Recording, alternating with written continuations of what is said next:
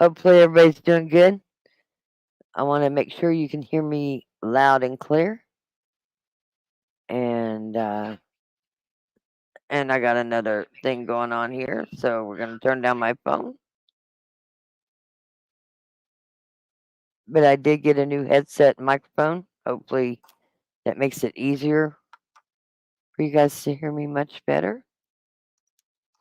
Sounds good. Good. It's not too loud, not too overwhelming or anything. Perfect. Perfect. How's everybody's Sunday going? Hopefully it's going great. See here, I'm going to look back. One thing I'm going to start in, a lot of people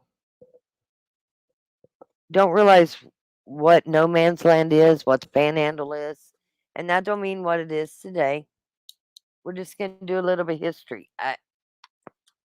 I don't really have anything new, and I'm not going to just come on here and blow shit up your ass, okay? I don't know how to say it nicer, so that's what's coming to my mind, so that's the way I'm going to say it.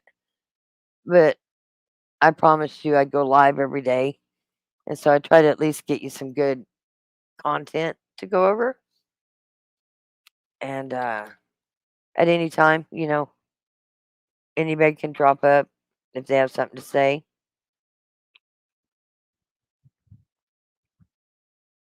For many years, naughty rock. Yeah, I know. Sometimes I have a potty mouth. You don't even know the half of it. But out of respect to everybody in the chat, I try to control myself. Every once in a while, Mama Rock, something comes out. Today I was cussing like a sailor. I found out something that has really upset me. But when this case is done, I'll tell you all about it, I promise. So, first thing I want to do is I'm going to read over the comments. But in between time, I want to give you a little bit of history. History on the. Thanks, Ashley. I know you're at the game and glad you could stop in. Let's see here. I am going to try to go to. Man, I got 50 pairs of readers here. It's which pair do I want to wear that's not all smudged? Seems like the dog. Sophie, let's see here. Let's go over a few things. Let's just see what we got here being said so far. We're going to start there. Make sure that we leave no one behind. Listen, I'll show you some videos of Sulphur, Oklahoma. My uncle has 3 houses there. Their lake houses on, oh man, what's the name of that lake? Barguckle Lake. Uh, Man, if I wouldn't have had to try to think of it, I could tell you. But I remember as a kid going in Sulphur and what you guys we call them crawdads, in the little creek that runs through the middle of Sulphur. We used to catch crawdads as kids, and my grandpa used it for fishing bait, believe it or not. Could catch some big old catfish off of them crawdads. But so I do have family from Sulphur. Some of them still live in Sulphur. Um, they got some stuff going on. But rock wouldn't be much help to them right now anyway, other than offering them a place out by Oklahoma City to stay. If you don't know where Sulphur, Oklahoma is, it got hit really hard right down the center of town. One house my uncle built by himself. Man, I want to call it Barnacle Lake, but that don't sound right. But something like that. I'll have to look it up. But his land backs right up to the lake, so we used to jump off the cliffs right off his land. But where we're going to go today is, for one, this cell phone. The burner phone today, I'm just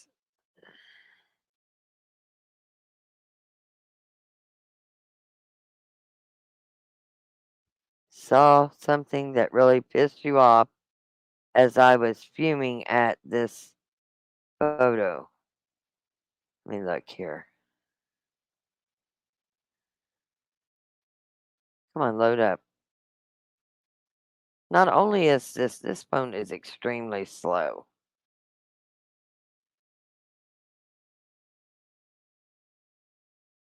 Somebody by the name of Stacy is posting a bunch of BS on Facebook. Let me read this real quick.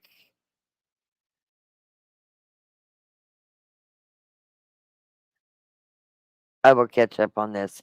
I don't do well with misinformation. And I believe what you sent me is not misinformation, so I'm not trying to say it that way. Back to the chat. I want to make sure that everybody's doing good. I like the OSU Cowboys. Uh, my son went there for wrestling. I have several cousins that went there. To you boomer Sooners, you might be interested in what I'm fixing to play. I have a question. I had a distraction. Dog needed out. Came back, and as soon as live was over, the chat went blank, and I wasn't able to catch up. I don't know. Facebook or StreamYard's doing their own thing for some reason, and I did nothing different. For some reason, it makes it to where comments can't come up. For the life of me, I don't know why it's doing that. It's did it to a couple of them. And then I was told last night you can't catch up with chat. Like, I can promise you, I'm not changing anything to where I'm blocking chat or anything like that. So I'm going to call it not operator error because listen, I'll admit to a lot and I'm learning a lot. But that was an operator error. That is something else going on there.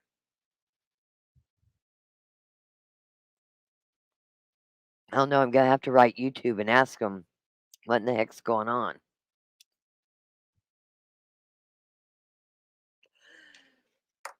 So for Oklahoma, actually it's a really nice part of town. It does smell like rotten eggs a lot of the time. I remember as a kid smelling those rotten eggs.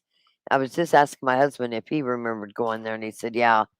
And Coco News, COCO News, really had some good coverage of it because they had the eye in the sky, as always. That's why I like watching them.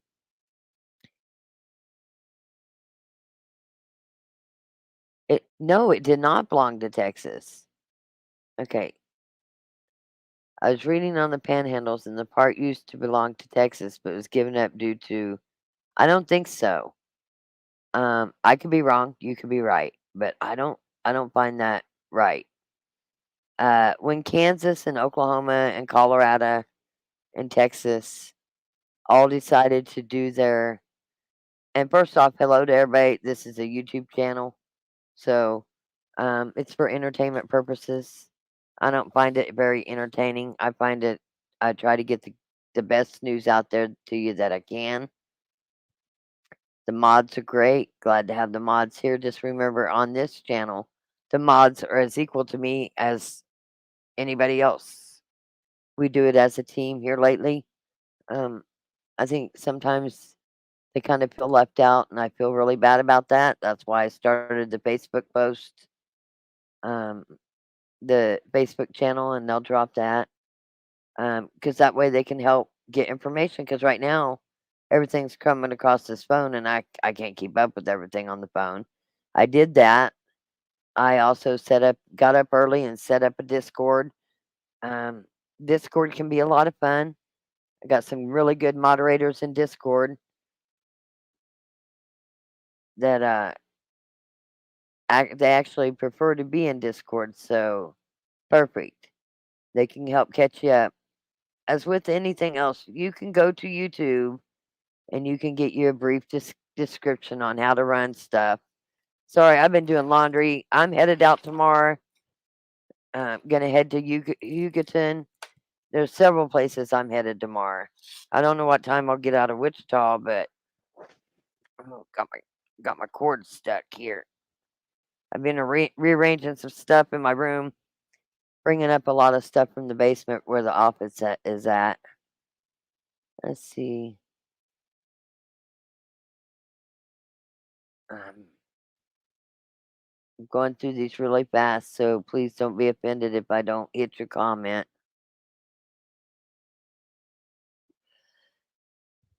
Yeah, I I'm not gonna lie, I do cuss. I do cuss, especially when I'm really mad. If you was watching a live one day, you would have saw me really mad, and I don't like people bucking up to me thinking because I'm a woman that I'm gonna back down to them, because 'cause that'll never happen. And I had somebody buck up to me, and, anyway, that's on.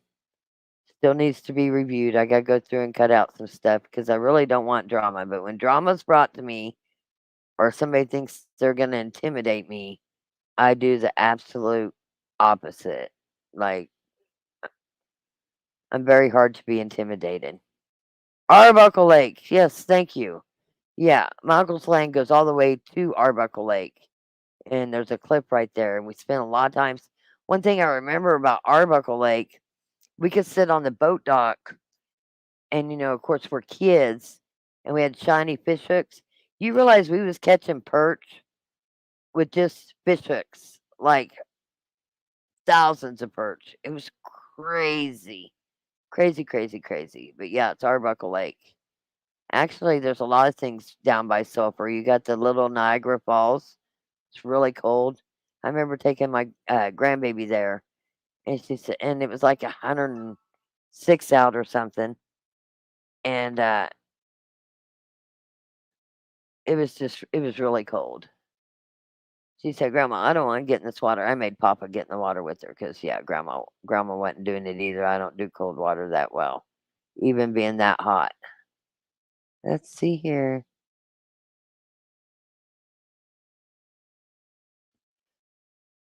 Just FYI, alls I ask is, and if that's okay with Ashley that you send her a message, that's great. But on the Discord, please ask somebody ahead of time. Like, don't go through there and hit up all the mods to make it to think that they're going to tell you something that's not going to be heard on a live or something. Discord, you don't necessarily have to text. They have some voice areas in it where you can actually get in there and talk, hear each other's voice, and carry on conversation. I'm going to go add about 4 more spots just for chat. Um, but one thing I will tell you, do not screenshot Discord because I did pay the extra money to uh, get it set up. I have an auto log. With that auto log, it'll tell me if you screenshot and what you screenshot. So that is a big rule in Discord. You don't screenshot it, your conversations. Period. Somebody posts a picture, you don't screenshot that picture. Okay. They're trusting you as much as you trust them. There's no need to be in there screenshotting stuff that somehow makes it out on the web. If that happens, you'll get booted. You get no warnings. Okay? So remember that. You screenshot something, I'll get the auto log and you will get no warning. You will be booted. Now, if I'm in there or one of the mods in there and there's something in there that you're wanting to screenshot, always ask ahead of time. And if it's no big deal and it don't pertain to any particular person, a lot of times we might just tell you, yeah. But Discord can be very bad, but we've had good luck with Discord. I will tell you, we have our own Discord for the team, and it will stay that way. Like, I don't plan on adding anybody or anybody leaving unless they choose to leave on their own. I can't say as many thanks to the whole team. Like, I say it all the time. Like, they really are my backbone. They help me out a lot. They're awesome. I might be your spokesperson out here. I might have been your boots on the ground, but they are the backbone to this whole team. So, again, nobody on the team is more important than another. We are all equal. And everybody tries to help. Micah and Ashley, they help me with the thumbnails. Uh, I keep wanting to call her. I want to call her by her real name, but Sweet Surrender. She might go by Justice now. She's been messing around with some outros a little bit, intros and outros. Doing a great job. Listen, we're all new at this, so make it just a little funner for us all to get into. Let's see here. I started it a little earlier tonight. I can't get Rock's email to work. Well, can you hit me up on the cell phone? That's one thing I'm gonna sit down and do is get that email to work because I haven't been in it. I set it up. Um, most things like I don't like calling it a burner phone, but it is a burner phone. This email right here, like I really got to figure out how to get into it. It shouldn't take me much to get into it, but guys, I barely have time to sleep. Like, believe it or not, I barely have time to sleep. So it's not that I'm ignoring you, but it's really, really important that you guys, if it's something that you can send across on the burner phone, I would prefer that unless it's too big a file and you can't. And then we'll figure it out from there. But at least text me on the burner phone. Tell me that it's too big to send, and I'll give you my regular email until I figure out the why me, why not. Okay, is that fair? Hopefully that's fair. Okay, thank you, Rock Shock Team. Yeah, they do hard work, very hard work. Let's see here. I'm gonna skip on down. Okay, I think hi from Australia. Australia, that's where our Bianca is from. We love Australia. Um, I wanted to go when Street Outlaws went, when Justin Swanstrom and Kai Kelly went. Like, I thought that would have been. Hey, thanks for telling us we're doing a great job. We are doing our best, and that's all you can get out of us. We're learning, but one thing we won't do is blow smoke up your ass. That's for sure. Let me share something that I found earlier that I think might explain things a little bit. Now, to the locals, that don't mean it's the way it is now, but I do hear that there's some unsolved homicides there. I believe that there is some uh, suicides that could have been homicides that's there. I don't mind helping work on them. I don't have time right now. Right now, everything, I'm putting everything into this case. And that's the good, bad, and the ugly. And we know what the ugly is. It's the KM. Like, I am not going to stop with him. I'm going to push it as far as I can. So let me just add this here. I want to make sure that it's up here. I want to share something with you. So you guys say you can hear me good, so we're gonna go with that. Let's see here. I think it's this one. So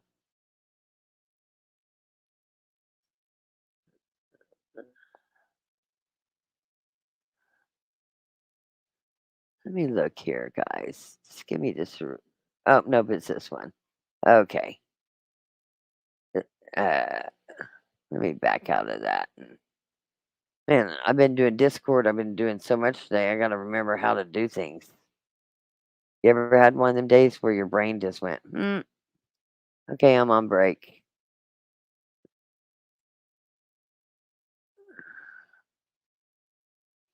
Let's see here. Go back to StreamYard, and I'm going to remove that. And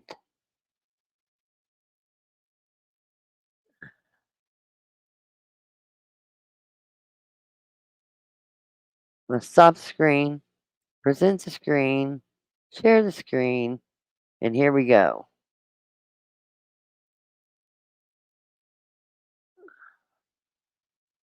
If you want to get a drink real quick or something, let's see how long is this. It's only 9 minutes, but it's full of a lot of information. So here we go. Most Americans don't know why Oklahoma has this strange panhandle. What could be going on here?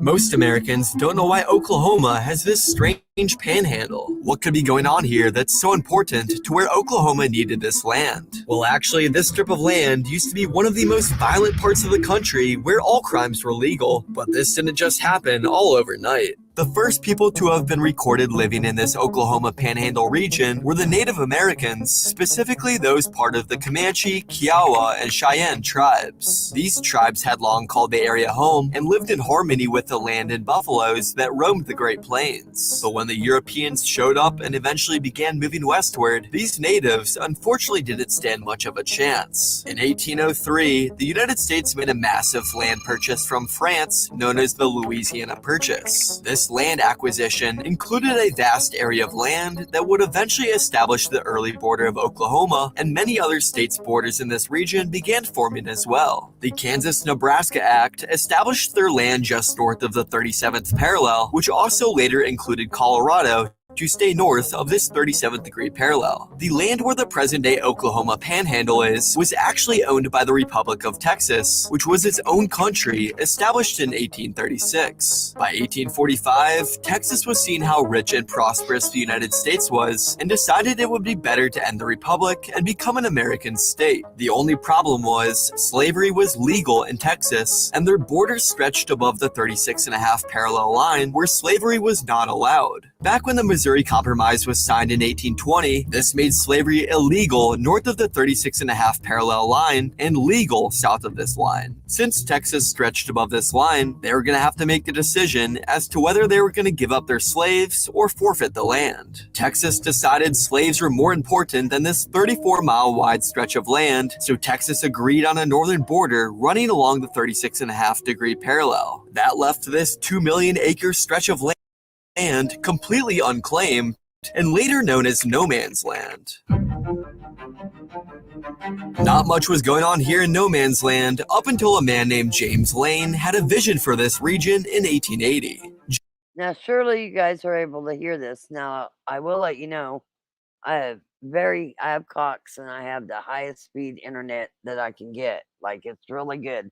So the missing out, I'm going to assume, is part of the clip in here. Okay? Just so you know, that's not something that's like the internet's cutting in and out or something. I believe it's actually they're filming. And somebody said, am I live? Like, you guys are able to see it, right? Hopefully. James built a sod house on the banks of the Beaver River. He then opened a trading post and makeshift hotel inside the sod house to attract visitors. Cattlemen, traders, farmers, and freighters all heard of this news and came into the Beaver River area to see what James was building. The Native Americans that were still living in this region didn't like this, so they tried taxing James and the others staying with him, but since nobody technically owned the land, the natives were unsuccessful. In 1883, a post office was established near James's home with the name of Beaver City, and in 1886, the commissioner of the U.S. Land Office declared that the Panhandle was public land, which allowed others to start coming in and building. This led to a massive surge of people coming to live in Beaver City, and with that, other small settlements began emerging. Beaver City soon had a saloon, church, drugstore, grocery store, lumberyard, and even an opera house. Cowboys and ranchers started coming into Beaver City during this time to get away from their families and wives. Because this land had no laws, there was a lot of degeneracy going on in the bars and brothels. The crime was starting to get out of hand in no man's land, where people known as road trotters would ride up to a sod house and tell the occupants that they had prior claim to the land, and if they did not pay them cash for the land, then the people living in the sod house would have to move. Most of the settlers in these sod houses paid the road trotters, never aware that nobody actually owned any of the land, as the government declared the whole Panhandle just public land. Nobody owned any of the homes that were being built, and nobody owned any of the land, but this all soon needed to change. In 1889, the US decided they were going to have something called a land run. Because no man's land was becoming so popular, the US decided that Americans ought to own the land rather than having these road trotters coming through and stealing everybody's money. Although this land was still not owned by any one U.S. state, the U.S. decided to allow Americans to line up along the border of no man's land, and then on April 18th, 1889, these people lined up on the border would be able to rush in and claim 160 acres of land as long as they ended up living on the land for 5 or more years. No man's land was 2 million acres, so theoretically, there were 12,500 plots open and ready to be claimed. This deal was originally part of the Homestead Act, where the United States was encouraging Americans to move west, but during this land rush in 1889 is when they opened the deal to include no man's land. Massive herds of people were settling in mostly the Kansas border towns of Arkansas City and Caldwell, which were right along the railroad, waiting for the green light to head into no man's land. In theory, the land rush was going to be monitored fully by the US military. However, the military didn't have quite enough people to have total surveillance over the perimeter of no man's land. Some people saw gaps in the surveillance and snuck into no man's land early in order to beat the rush and establish a good plot of land. These people that came in early were known as Sooners, and the Boomers were the ones who were attempting to come in through the land rush legally, hence the famous Oklahoma phrase, Boomer Sooner. As soon as noon approached on April 22nd, the estimated 50,000 people that surrounded no man's land were I'll rewind that for just a second. Boomer Sooners. In case you didn't know where the Boomer Sooners came from, they say it right here. That's where your Boomer Sooners came from. surveillance and snuck into no man's land early in order to beat the rush and establish a good plot of land. These people that came in early were known as Sooners, and the Boomers were the ones who were attempting to come in through the land rush legally, hence the famous Oklahoma phrase, Boomer Sooner. As soon as noon approached on April 22nd, the estimated 50,000 people that surrounded no man's land were finally able to run in. It was a very dramatic moment, as when the clock struck noon, starting signals were given at many points of entry. In some cases, the green light was given by a military officer firing his pistol, or by his trumpeter sounding his horn, or even at Fort Reno by the boom of the cannon. All produced the same results, a massive avalanche of wagons and horsemen surging forward, all in one breathtaking instant. Families that remained behind at the line cheered as a Okay, I want to address this right now. Okay, Star for one, you got the same thing that OKM had. There is a feature, and I assure you, I paid $240 for that feature. So go look again. But do you really feel the need that there is no feature that tells you if someone's screenshot in Discord? Maybe you should not be a part of Discord. I'm going to write this name down right now. Like, listen, you come in here and you be a smartass, I'll smartass your way right on out of here. What is your point in making that comment? Like, as a matter of fact, you know how much I think about that comment? And I can show you the receipt where I paid $240 for it. Go find another channel. Okay? That's what I got to say about that. Now, if y'all think I'm messing around, I am not messing around. I am done messing around. So, you, my friend, have just found your way on the way out. There is no feature that tells you if someone screenshot in Discord. For one, look it up again. For two, maybe people just listen and not do it.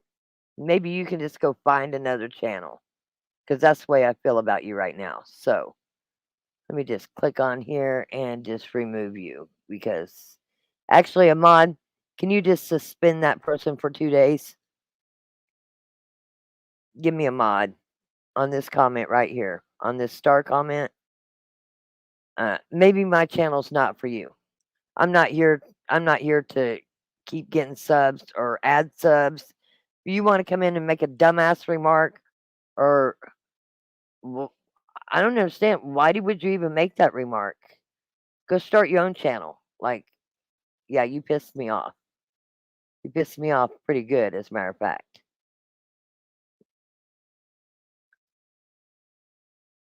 Come back with another smart remark, and you will be gone. Period. Rock ain't playing no more. I'm doing this to help you guys. I could sit here and do it on my own with the team, and we can investigate and not do lives. So you want to come in here and make smart remarks? You can leave, because I'm not going to let you run it for everybody. I don't ask for a dime, and I've spent a lot of money to have some smartass come on here and try to go with everything that I say. So, you want to see the receipt? Well, you're not worth my time. How about that?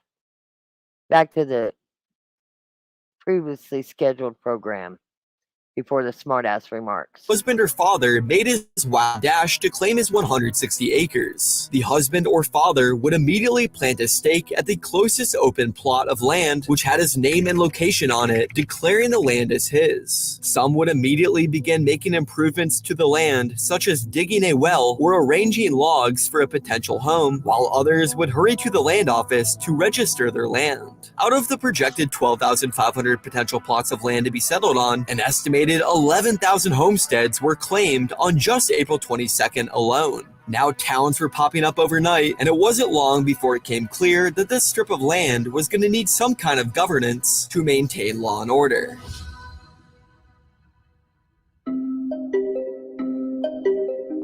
In 1890, for the first time since Texas gave up this land, no man's land finally belonged to a U.S. territory when the Oklahoma Organic Act was passed, creating the Oklahoma Territory and incorporating the Panhandle into it. The Panhandle kept growing, and by 1907, Oklahoma's Panhandle had over 32,000 residents living in it, which is actually more than what the Panhandle has today. Also in this year, Oklahoma transitioned from a territory to an official U.S. state. Things were going well in the Oklahoma Panhandle, that was, until the 1930s.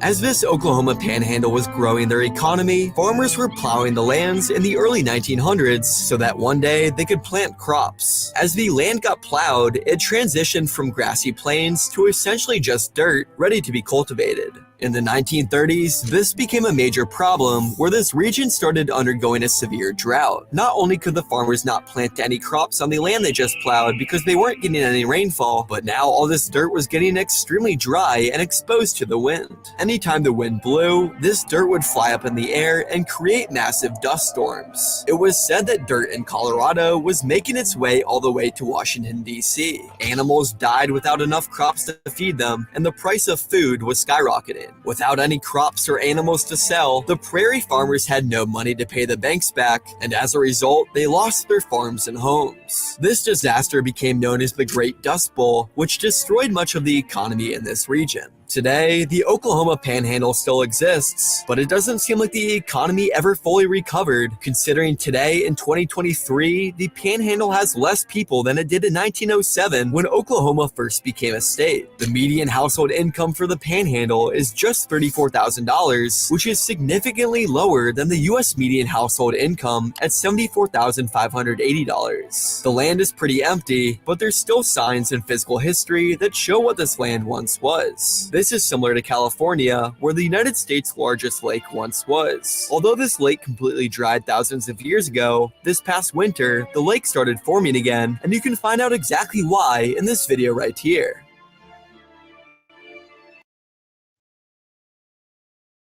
The country. But before anti-slavery laws were put into place, it was even bigger. Why did Texas shrink? From all Black towns to Black Wall Street, Oklahoma is rich in Black culture and history. But there's one part of Oklahoma that doesn't get as much attention. A house's porch is sacred for Black folks. It is a transformative space that brings us together on joyful or sad occasions, or allows us to sit and be present. But it's also steeped in Black history. We made some of our core memories on our front porches. It was a place where we could converse, take pictures, play dominoes, and forget about our problems. But our association with porches is centuries old. The attached porch originates from the Yoruba tribe and eventually made its way to the Americas, where enslaved Black people incorporated the design into their quarters. Under Jim Crow, porches allowed Black people to feel somewhat protected from racism. The porch could be whatever people imagined it to be: a small library, barbershop, classroom, or even laundromat. Regardless of how we used our porches, though, one thing remained constant. The unity we experienced gathered on this sacred stoop has settled. Despite the deadly risks, Ida B. Wells' investigative journalism led her to uncover the truth about hundreds of lynchings in the U.S., many facilitated in part by police. How can her valuable archive help us fight police violence today? A major part of Ida B. Wells' legacy is Southern Horrors, her investigative journalism series uncovering 728 lynchings in the late 19th century South. Over a century later, some historians claim that these lynchings were so prevalent because of a combination of anti Blackness and a lack of law and order. This implies a more supportive criminal legal system would protect Black people from white people. But would it? Wells' life was at risk not just because of her writing on white vigilantes in these lynch mobs, but because of policing too. She described prisoners taken out and lynched while governors of states and officers of the law stand by and see the work well done. So when today's police violence is called modern day lynchings, yesterday's lynchings were police violence too. Okay, I don't know what happened Judges, here. sheriffs, and other low ranking cops were integral in this violence. Besides those donning KKK hoods and running in mobs, their legal power allowed them to ignore or participate in the violence. One figure states that 75% of historical lynchings had direct or indirect assistance of law enforcement. Applying Wells' work to today may mean imagining solutions beyond legal reforms if lynchings have only evolved through time. Our historical figures have left us a blueprint for truth telling, community programs, and dismantled oppressive systems.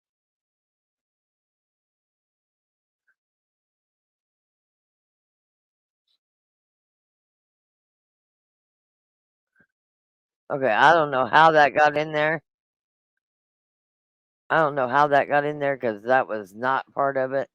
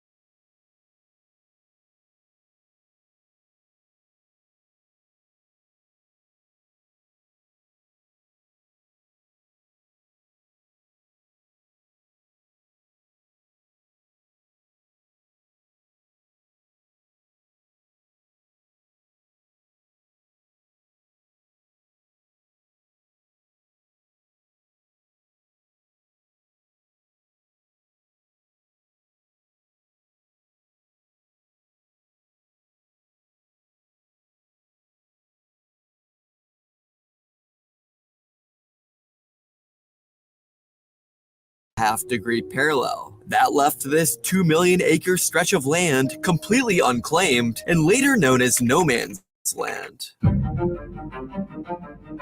Not much was going on here in no man's land up until a man named James Lane had a vision for this region in 1880. James built a sod house on the banks of the Beaver River. He then opened a trading post and makeshift hotel inside the sod house to attract visitors. Cattlemen, traders, farmers, and freighters all heard of this news and came into the Beaver River area to see what James was building. The Native Americans that were still living in this region didn't like this, so they tried taxing James and the others staying with him, but since nobody technically owned the land, the natives were unsuccessful. In 1883, a post office was established near James's home with the name of Beaver City, and in 1886, the Commissioner of the U.S. Land Office declared that the Panhandle was public land, which allowed others to start coming in and building. This led to a massive surge of people coming to live in Beaver City, and with that, other small settlements began emerging. Beaver City soon had a saloon, church, drugstore, grocery store, lumberyard, and even an opera house. Cowboys and ranchers started coming into Beaver City during this time to get away from their families and wives. Because this land had no laws, there was a lot of degeneracy going on in the bars and brothels. The crime was starting to get out of hand in no man's land, where people known as road trotters would ride up to a sod house and tell the occupants that they had prior claim to the land, and if they did not pay them cash for the land, then the people living in the sod house would have to move. Most of the settlers in these sod houses paid the road trotters, never aware that nobody actually owned any of the land, as the government declared the whole Panhandle just public land. Nobody owned any of the homes that were being built, and nobody owned any of the land, but this all soon needed to change. In 1889, the US decided they were going to have something called a land run.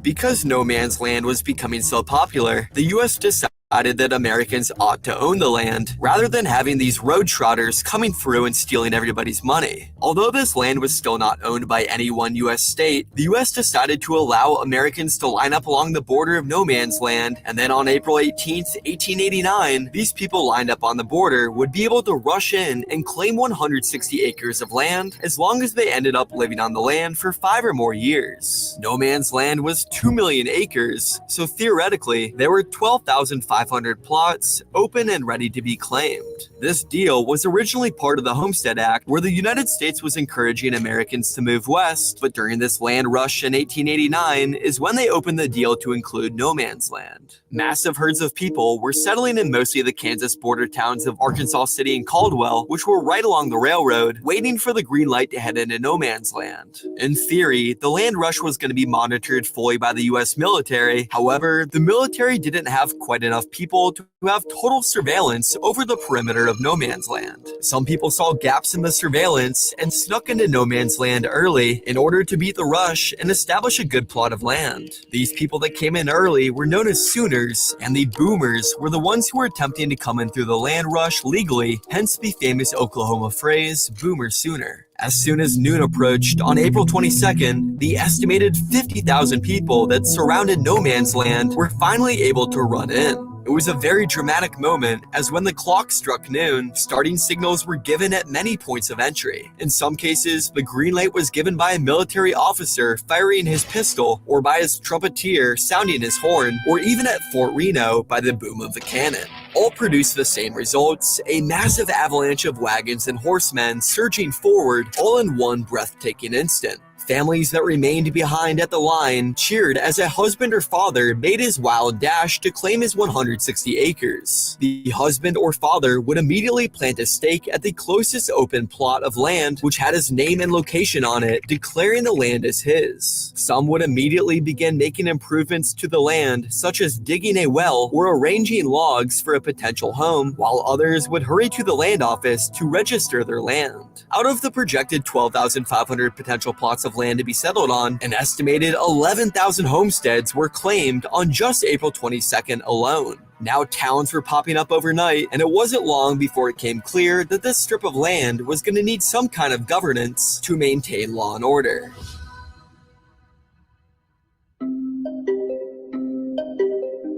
In 1890, for the first time since Texas gave up this land, no man's land finally belonged to a U.S. territory when the Oklahoma Organic Act was passed, creating the Oklahoma Territory and incorporating the Panhandle into it. The Panhandle kept growing, and by 1907, Oklahoma's Panhandle had over 32,000 residents living in it, which is actually more than what the Panhandle has today. Also in this year, Oklahoma transitioned from a territory to an official U.S. state. Things were going well in the Oklahoma Panhandle, that was, until the 1930s.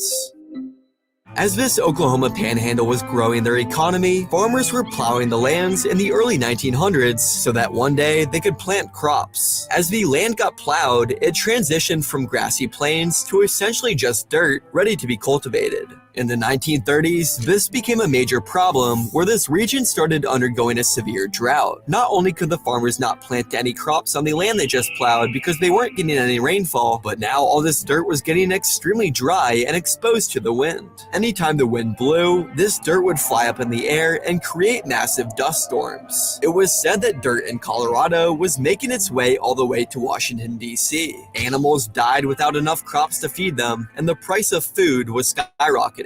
Without any crops or animals to sell, the prairie farmers had no money to pay the banks back, and as a result, they lost their farms and homes. This disaster became known as the Great Dust Bowl, which destroyed much of the economy in this region. Today, the Oklahoma Panhandle still exists, but it doesn't seem like the economy ever fully recovered, considering today in 2023, the Panhandle has less people than it did in 1907 when Oklahoma first became a state. The median household income for the Panhandle is just $34,000, which is significantly lower than the U.S. median household income at $74,580. The land is pretty empty, but there's still signs and physical history that show what this land once was. This is similar to California, where the United States' largest lake once was. Although this lake completely dried thousands of years ago, this past winter, the lake started forming again, and you can find out exactly why in this video right here. Okay, we can stop that now. So, listen, I'm just going to be flat honest. I care about the people there. I care about these women, okay? But if you think we're not doing doing a good enough job, go find another channel. I'm noticing that I know I got great mods, but my point is, I'm not here to gain subscribers. I make nothing off of you being subscribing here. But if you're going to come in here and cause chaos, and listen, we got a lot of church people in here. I try to even watch my mouth, but you come in here saying what the F is going on, doing stuff like that, you'll also find yourself booted. Like, I enjoy doing a live every night for everybody, letting you know what I find out, but my tolerance for bullshit is getting really short, like really short.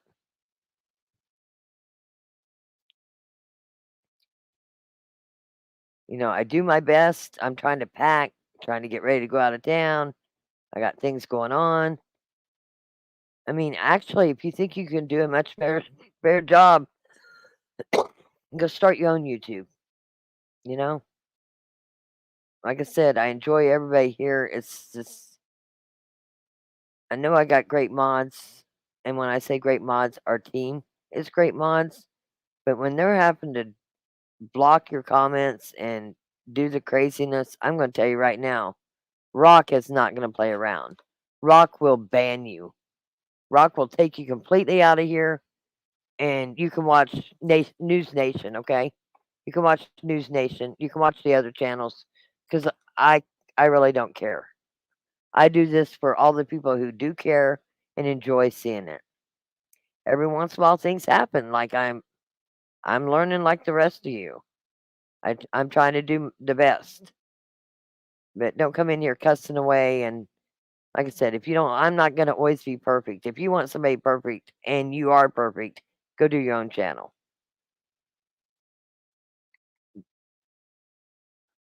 Really irritates me when people get in here and they start acting like they can do a much better job. Go do a much better job. How about that? Most of the time, listen, most of you in here, I would say at least 99% of you in here, you enjoy the content. Today's just been a very busy day for me, and I'm not going to keep going over the same stuff like breaking news, FBI's coming. I'm not your girl for that. There's going to be mistakes, there's going to be things that happen. I don't need you getting on here saying, what the F? Like, seriously, you won't make it very far with me. Okay, Clyde Barrett Cook. Clyde Adams T.A.'s father, who died in a fire that many still question his death. Hmm, interesting. Did anybody else know that? I'm gonna go pull the paperwork when I get there. That quite possibly, I'm gonna say that because I don't have the paperwork in my hand. That Tad and Tiffany's land got tax liens put on them 2 days before they got arrested. I don't really like to share what I got until I have the proof in my hands, but would it surprise you? It don't surprise me. It don't surprise me at all. I see people talking about the other family members. Yes, Tiffany has 5 sisters. One sister who she's very close with, and they seem to be they seem to be the same kind of people. Maybe not unalivers, but then you got 3 other sisters that pretty much mind their own business and do their own thing. Heck, one of 'em's a big country star. I'm not gonna drag them into this. I'm trying to go through some comments here before I bring up another video. And yeah, maybe I am cranky, you know? Listen, I don't get much sleep. Rock chalk. You can't relax for a day. I know. Listen, I got up at 4 this morning. I watched the bare knuckles in the one fight I wanted to watch. I made it all the way down to the last of the fights. I fell asleep for the one I wanted to watch. So I had to rewatch it today. We are here, Bianca. Yes, we always have Bianca's back. I love Australia too. I was telling the team, maybe one day we'll all go to Australia. I'd love to go. I know that when I went to Hawaii the last time, a lot of people come from Australia to Hawaii for vacation. And I'm thinking, Australia is so beautiful. But then, maybe they want a different place to go. Also, if there's something that you want me to cover, hit me up. Let me know. There's the Discord. It's easy to learn. Hollis is in there. She's one of the big mods in there. Uh, she knows Discord like the back of her hand. But I'll tell you right now, she won't tolerate a lot either. She'll help you learn it and stuff like that. But uh, if you start causing chaos over there, guess what? It'll be like anything else. I've said boot 'em. We have a pretty good pain tolerance and we have a pretty good tolerance just to people in general. But some of this stupidity that comes across is unreal from the couch coaches there that yeah, I'm glad you love our lives. Like I like giving them to you. It's the stupid comments that come along or they attack one of the mods or they attack somebody that's in chat. Like I won't tolerate it. Period. Not today, not tomorrow, not ever. So if you're one of them people, listen, not everybody's my cup of tea either. Might not be your cup of tea. Maybe it's time for you to find another group. But for the rest of you who enjoy it, I'm glad to have you here. Like extremely glad to have you here. And yes, there is amazing mods, but they shouldn't have to deal with these stupid comments that come across. Yeah, to the people in the back. I agree. We really like, if you ask the mods, they really like the engagement. They really like an active chat. To those in the back, come up. You're more than welcome to come up and have a say. And I don't really like to call people out. It's just when people get stupid, I'm not going to tolerate stupid stuff. I just can't. You know, I could be at the races right now. There's a lot of things I do in the summer that I enjoy doing, but I intend on following this case all the way to the end. I know technology's gotten much better, but I did my cases for 25 years without all these computer stuff. So I can go back and do that. I just enjoy having you guys. You guys give me a lot of info that I'd really have to dig for. Let's make it a fun place. I always said this is going to be a place that is always going to be safe. Did someone have a question about the concrete? And you're doing a great job. Yeah, actually, I brought it up. So when you lease land out, like Tad was leasing land out, and Jamie Beasley is probably a great guy. But when you lease land out for your cattle, what makes you start digging on that land and doing cement and stuff? And you tell the landowner, well, if anybody comes around asking, tell them I did this. So that to me says, wait a minute. For one, as a landowner leasing out the property, why would you ever lie for somebody? If somebody comes and says, hey, if you get asked this, can you tell them that for me? My answer is going to be no, I won't. It's not my job. What'd you do? You've obviously did something that you're asking me to lie for you for. And as anything else, we don't know what went down with that. We don't even know who gave what statements. Like, I read you all your Miranda rights yesterday, okay? I'm just saying, these people are smart enough that they're not just going to say stuff without an attorney. That just makes no sense. And people say it's let's see here. Don't don't give those haters oxygen. Well, sometimes you just got to address them because they just keep coming back and saying stupid stuff. And I'm trying to get ready to go out of town. I'm going to be with you guys all next week, at least the locals. I will make myself readily available if you have any questions or you want to come up and talk. You know, I'll make sure I'm available for that.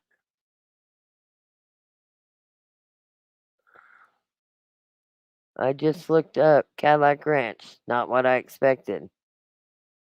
Listen, there's a lot of things that we don't know the history of. Do you think I knew the history of the Panhandle? No, my husband did. I didn't.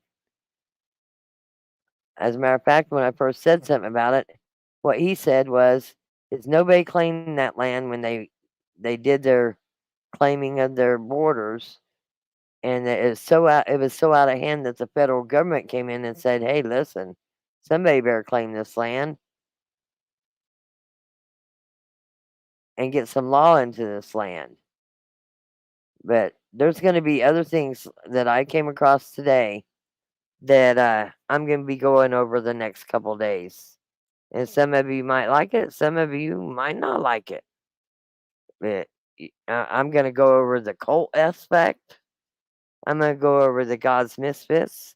I'm going to go over the other type of cults that has literally tried to come to Boise City since the 1960s and been shut down.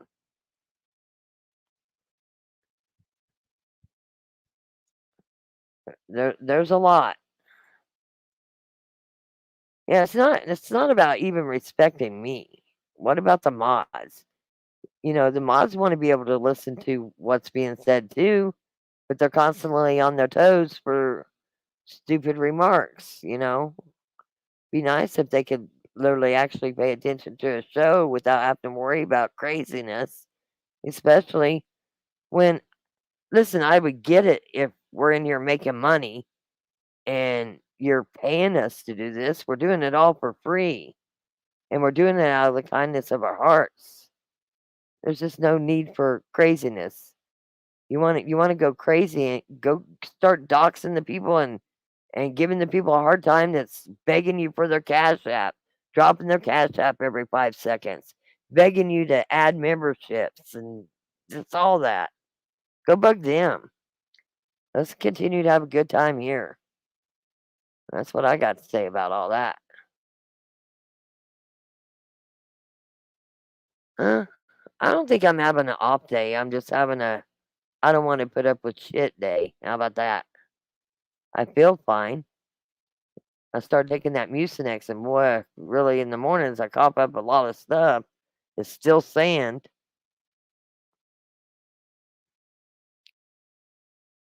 solar wind farms around where all of this is taking place. I did not see any solar wind farms there. I saw it all the way through Kansas going there. I didn't see any solar wind farms, even at night, because they light up, they have a red light above them.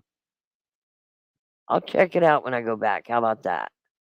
Because I drove around a lot at night, and I don't even remember seeing the red lights blinking at night, as in the solar windmills.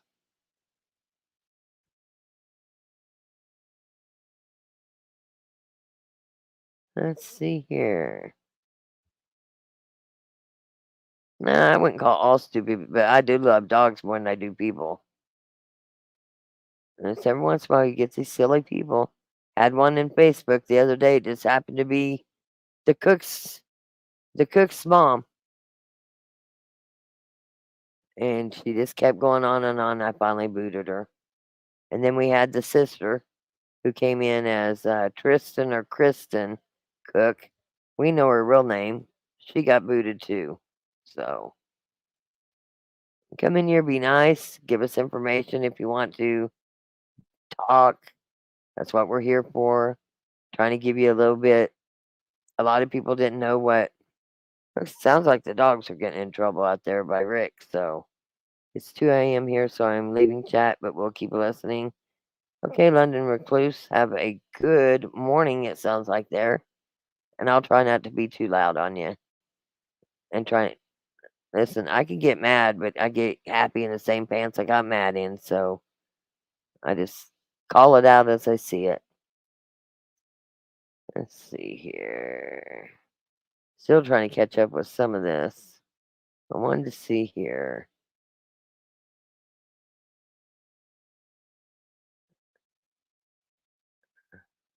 I want to share something else so I can catch up with chat. So I've not seen this myself, so let's try it.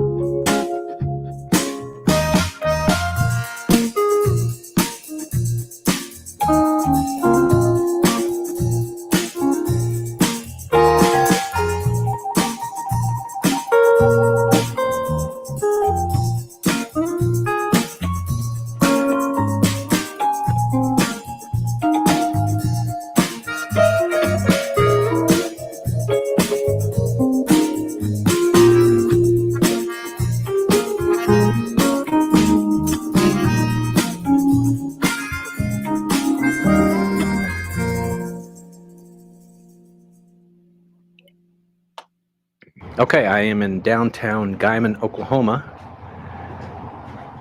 on foot. Just taking a quick look. Not really much to see down here.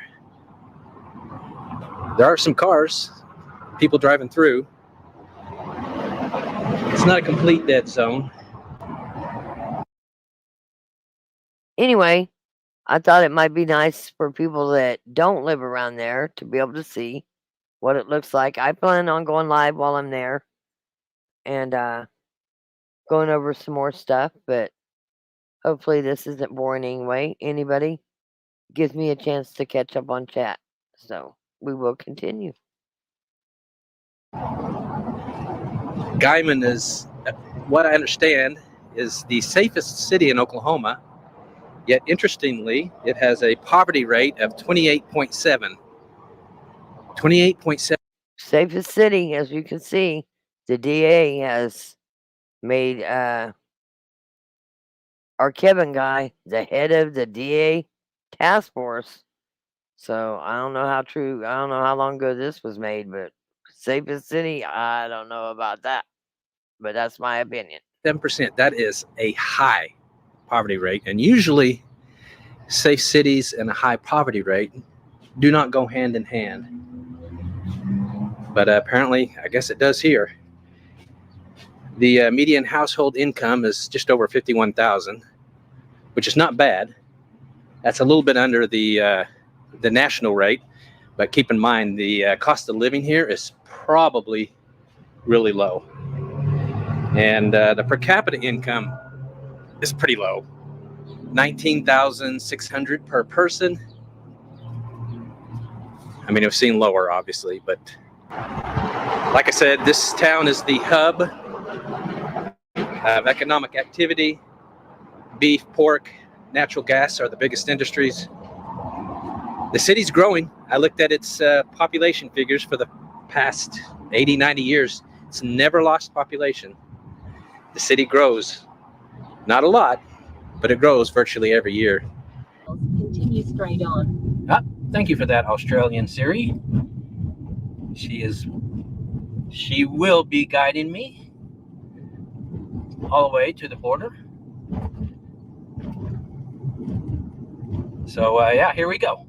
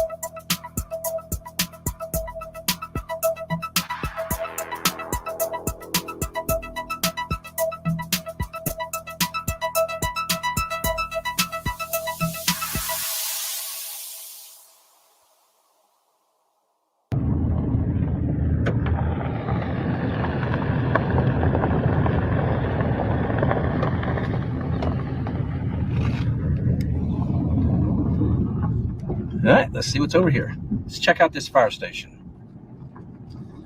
This guy's driving the Panhandle, and listen, when I was in the Panhandle, I'll show you. I'll pull some more of my videos. A lot of broken down cars and Like around here, we call it junkyards. I don't know what they got going on down there. Like, they got houses that's bent all the way over, light a match to that stuff. Like, I don't understand. It's weird.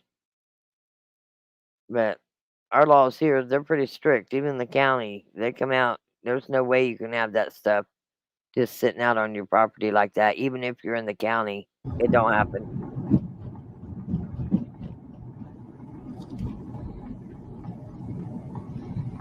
Yeah, there it is.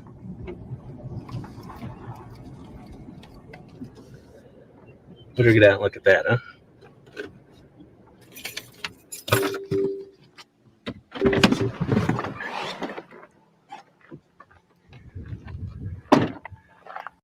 So I hear Lauren's in chat. I saw that, Sophie. Welcome, Lauren. I appreciate that you're on YouTube, especially bringing light to the Kevin stuff. I got some more stuff for you. You're more than welcome to come up and talk if you want. I have no problem with that. Come tomorrow, I'm going to have something really good that I think the whole world is going to want to see on Mr. Kevin. So, I know Debbie reached out to you. Maybe you can come up here and let us know how you found out about the case, what is driving you to follow the case.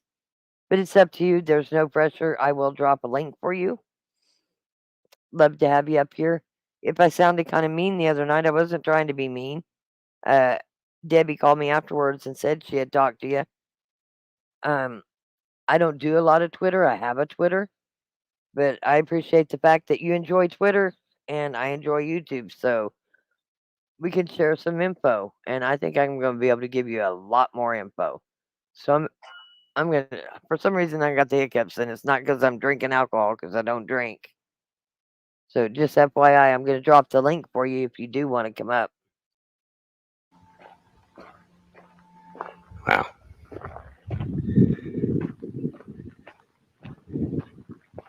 See a fire truck? Looks like an old fire truck back there. A couple of them.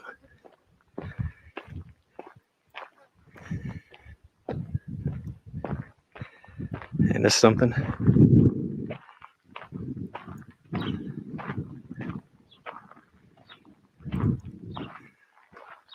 Huh.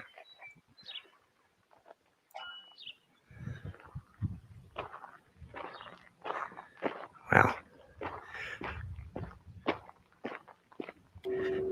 The fire station's right over there. I went down this little street, see what's here, and it's a cemetery. So yeah, something. All right. Well, time to go to the New Mexico border.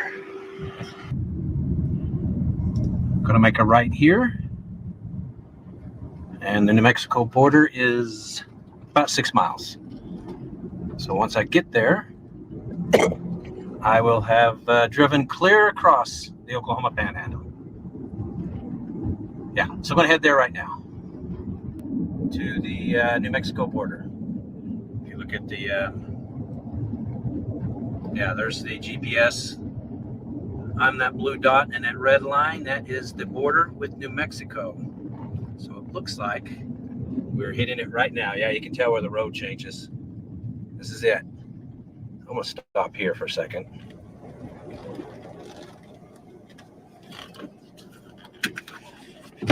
Get out. All right, cool. Here it is. I'm in New Mexico now. Shut this car up.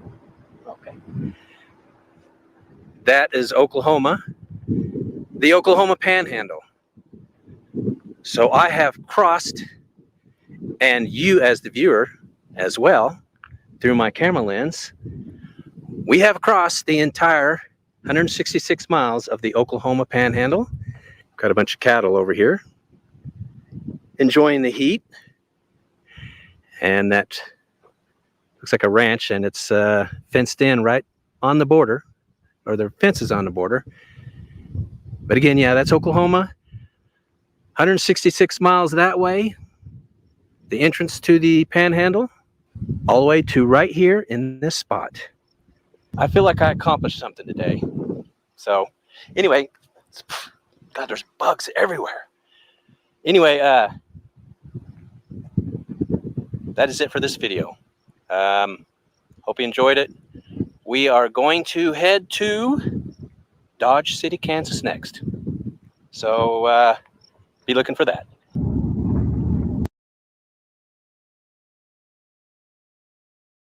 Okay, I did drop the link.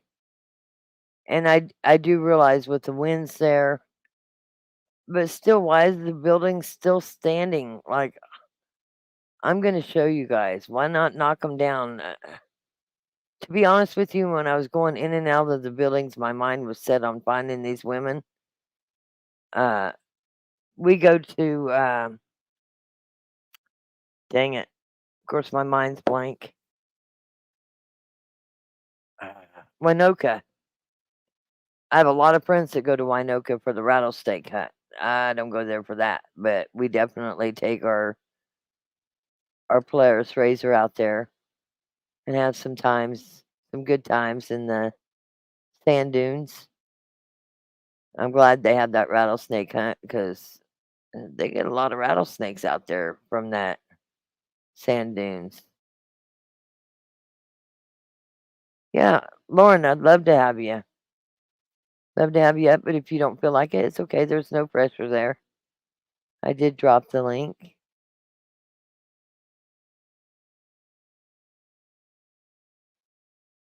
Lauren, I think you're awesome. I know that Melanie was on X. I'm not sure that she is right now.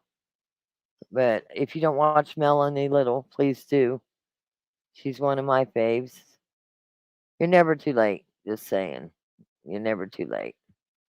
As a matter of fact, I started early tonight, so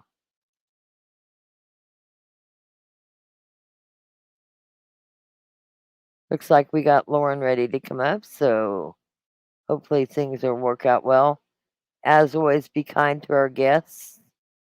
Mods will delete your comments if there's anything mean, but I see nothing mean about Lauren, so let's go ahead and get her up here, see what she's got to say. Hi. How are you? I'm good. Can you hear me? I can hear you great. What about chat? Can you hear her all right?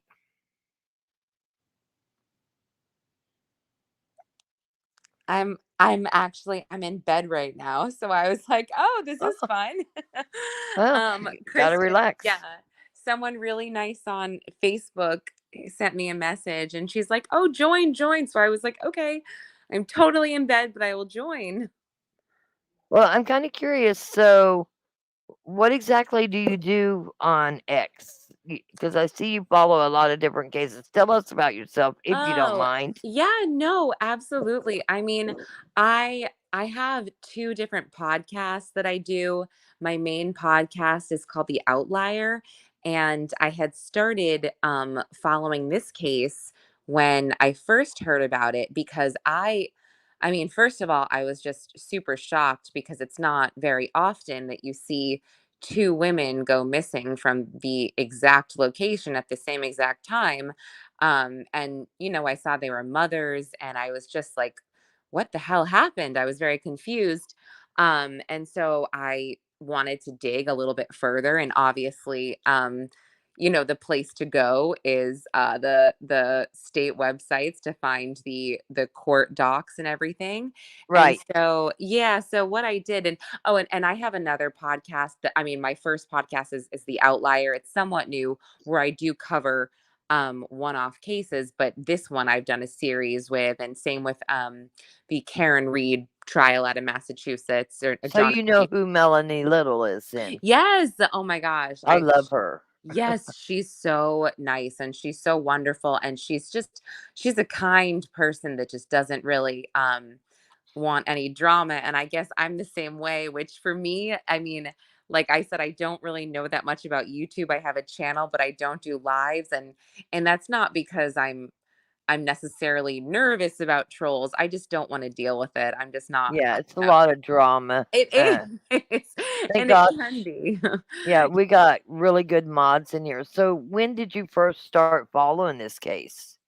Like When pretty did much, you first when did yeah. you first hear about it? I guess I'm asking because there Um, didn't seem to be a lot. There was never a news conference about it. no, and I heard. I don't even honestly. I don't recall exact. I think it really was the. I believe they went missing on it the Saturday before Easter on The the 30th, 30th. yes. Yeah, and then they didn't like I think the news outlets didn't put it out there till Monday or Tuesday, which is when I was like, "Wait, what?" And then when I started digging, I ended up making like a TikTok and I believe a Twitter post about Wrangler Rickman because I had, at first come across, I did a background check on him and I was like, oh, shoot, this isn't good. But then I got to digging further and I saw that, he had to report to an inpatient rehab. And so I did call the Salvation Army where he was supposed to report to. And I hadn't heard of anything or they couldn't tell me anything. Um, but I made this TikTok and I think that I was pretty fair about it where I was like, look, he seems to be the person to look at right now, but I don't think we can because everything would point to the fact that he's, in this rehab and it looked like the Oklahoma court dockets were pretty quick to put out these warrants if people didn't show up or whatever. And so I think that with my TikTok and with my post, I wasn't implicating him. I just said, does this mean we can rule him out? And then I think you speak openly about the source that we share. Is that correct? Yes. Yeah. Okay. Yeah. So I wasn't sure about how to speak about that. Just She's because I, awesome. yeah, She's awesome, but if you yeah, if you happen to have pulled the court documents and listen, obviously you know how to read them, you will yeah, see that like Granny, because she don't like Granny, so I like to call her Granny, okay? But Granny threatened her own son to blow his head off. She also wasn't letting him see the children. So right there is a big yeah. red flag and tells you that this isn't even about Wrangler and Veronica. This was about Veronica and Granny. That's Right. what's crazy about, and that's not usually Right. how it goes. Right. And that is also super rare to, obviously we have the Adelson case and that was different because a grandma seemed to get involved with it, but the grandma wasn't, as far as we know, she hasn't gone to trial yet, but she wasn't solely responsible. But I think my uh thing about this was I wasn't necessarily implicating him when so many people were. So I had our shared source actually reach out and she's like, I can, tell you a few things and we can talk and I I wanted to be very careful because everybody seemed very nervous about this woman and I mean Granny, obviously, Tiffany, and so I was like, oh my goodness, and I started doing some digging into her and with some old Facebook posts, and then obviously going through the court docs before they were sealed And is again. that when she told you about the YouTube live that I had going? So I don't so she might have, to be honest. I don't like so and since I do follow a lot of cases and I'm going to be totally honest with you. At first when I heard like YouTube and after and I saw that this was at the time they were still missing. And I had been covering Sebastian Rogers through my podcast and on Nancy Grace and I just a lot of these the YouTube and this is much different. I learned many things about you and how you were so much different than a lot of these people and you Thank you. were yeah, you're very genuine and you're like just not at all like what they were doing. But at first I was like, "Oh gosh, I don't think I can join a YouTube based on, somebody trying to find someone that's missing, but you weren't doing that." I slowly learned. So, I think Thank you, by that's the way. yeah, no, of course, of course. So I don't think I might have hopped on once or twice when you were searching, but I just didn't know much about what was going on. And from reading the court docs, I had this feeling that they weren't going to be found very easily. I hate to even say this because I always want to have hope.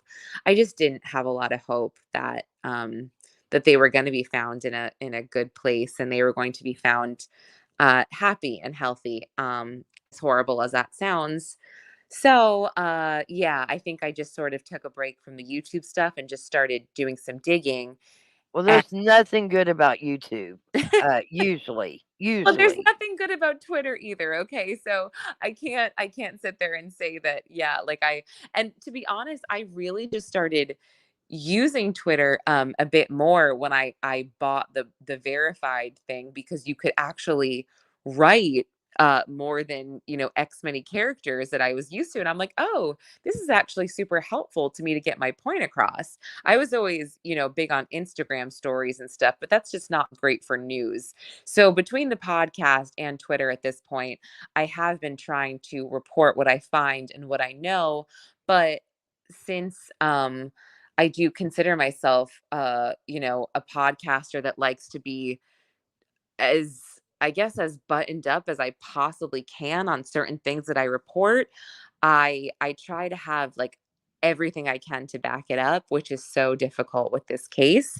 Um like as in, you know what I'm saying, just as in terms of like someone that we're talking about when it comes to someone that might not necessarily be totally clean cut in law enforcement. I can only find what I'm finding on the internet and through sources that also are scared to speak. So it's tough.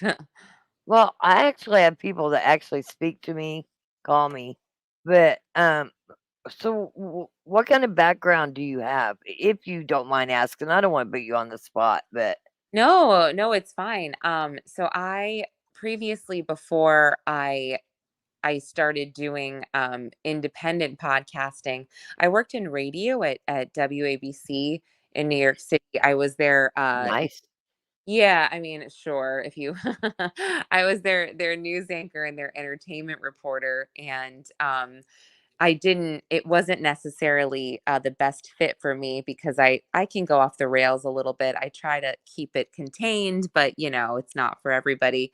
And then I did a short stint after at the competitor WOR.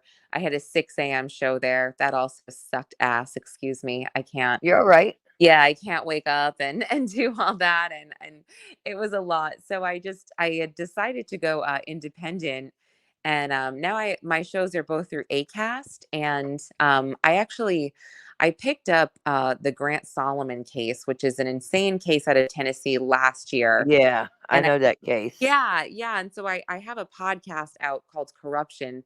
I've been doing that one for about a year, and it's been difficult, but it's been really eye-opening, and I've really learned a lot. The first 10 to 15 episodes I did are pretty terrible. I'm very cringy and I'm embarrassed. So anyone who listens, I want to thank you for sticking with my cringiness. My I think you sound great, like, I well, really do. thanks. I mean, I've learned a lot in the last year, but I sound like an asshole a lot of the time. I have this valley girl thing that I've seemed to gotten rid of, working in entertainment and now working in crime and everything. And I try not to read comments, but when I do see some of the comments on Nancy Grace, people will say, well, why is this girl smiling? And I want to be like, I'm literally not smiling. That's just my face. Um, I have this face that just looks a bit like high energy and happy. So Mhm. even the picture I just threw up now, I'm not smiling in it. I did it on purpose because I was like, I don't want to get this reputation of being inappropriate. I care so much about victims and their families and how that I position things, and how I speak about things. So that's definitely something I'm working on. I think you're doing great. Like I said, when I first heard that you were following the case, I was like, "Oh, great." And then one night I brought it up and I was like, "Well, I'm kinda curious where she's getting her information," and just out of curiosity, Yes. and, maybe we can even share some things, off Yeah. camera that, we could release at the same time. Like, I have no problem doing that with you. You seem like a nice young lady. And then, like I said, the grandma called me and said, "Hey, Rock, I hit her up. Listen, this Yeah. case is big enough for us all, but I won't deal with somebody that is out to get cash apps and make money off of Yeah. the people in the area. I'm not that person. I will tell you that." I can totally tell, and that's it's funny. I definitely feel like I am a bit I don't want to say that I'm definitely not naive, but I definitely like I've had some very big news stations that I do not get paychecks from actually ask me for documents, and I'm like, "Oh wow." And I'm kind of like I'm so happy to generally I'm happier when it comes to someone like you, someone that's independent and someone that actually has the best interest for the families and for the people involved, where you know what I mean, where I don't really mind helping anyone out, but I don't want to do someone's job for them as well, if that makes sense, because I've been in that position way too often where I am independent at the moment, and I work so hard to get information and do right by people, and I do not mind sharing with big companies, but it's also like, I it's just different. It's very different. Well, tell me this, you follow a lot of cases. Yeah.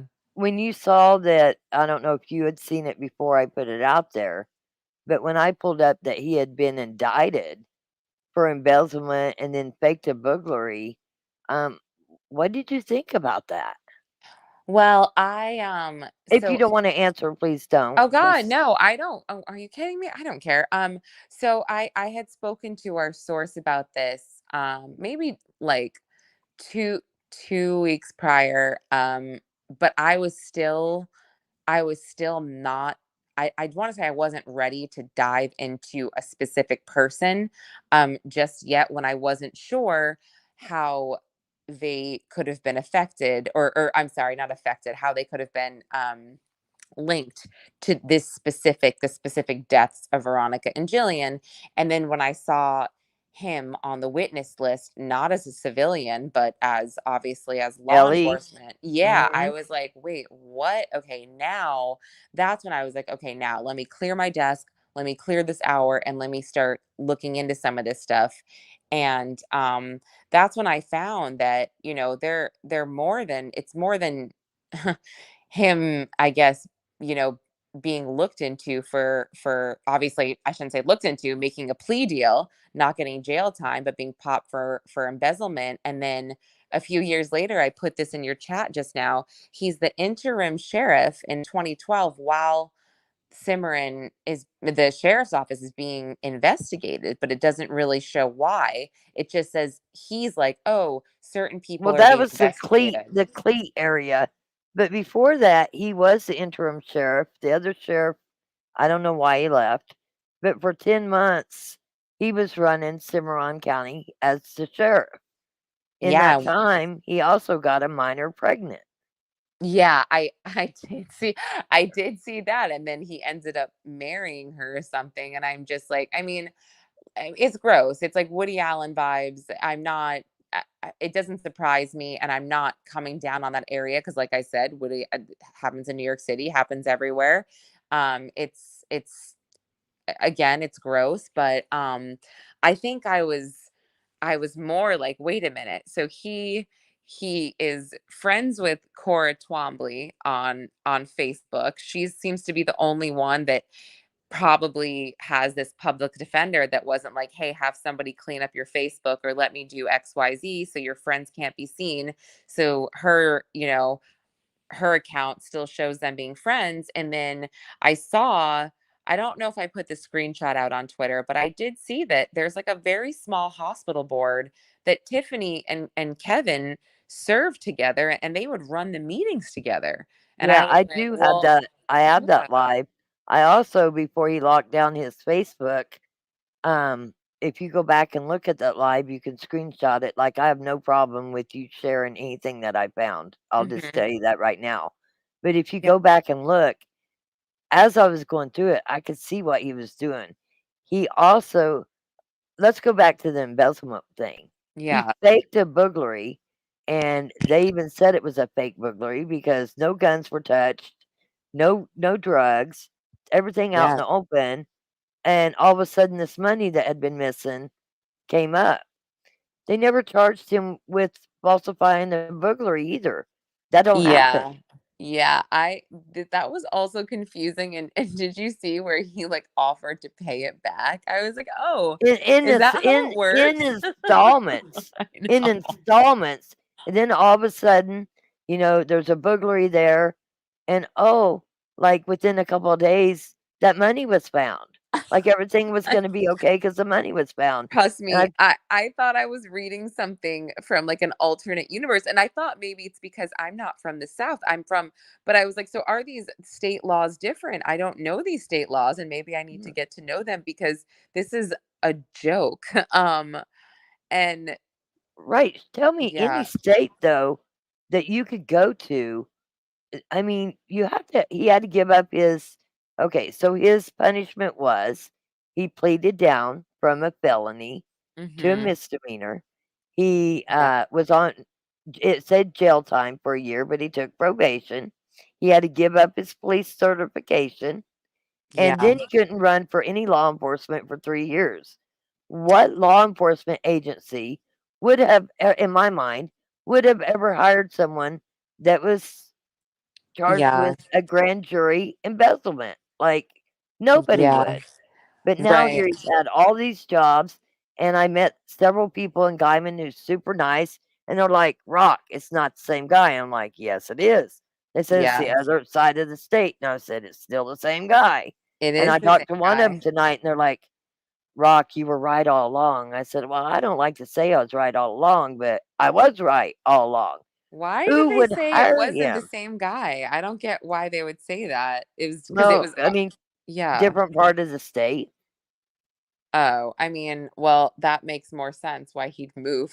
It wasn't from that It's like, area. "Hello." I mean, I would move too if that was me, but, But then that's he moves back, and while Tiffany's going through her divorce with Wrangler's dad, mm, um, this is my opinion, and there's a lot of things that's led me to this opinion, that he was actually dating Tiffany, and he would show up to, Wrangler's dad's divorce hearing sitting right next to Tiffany, and then Sh yeah.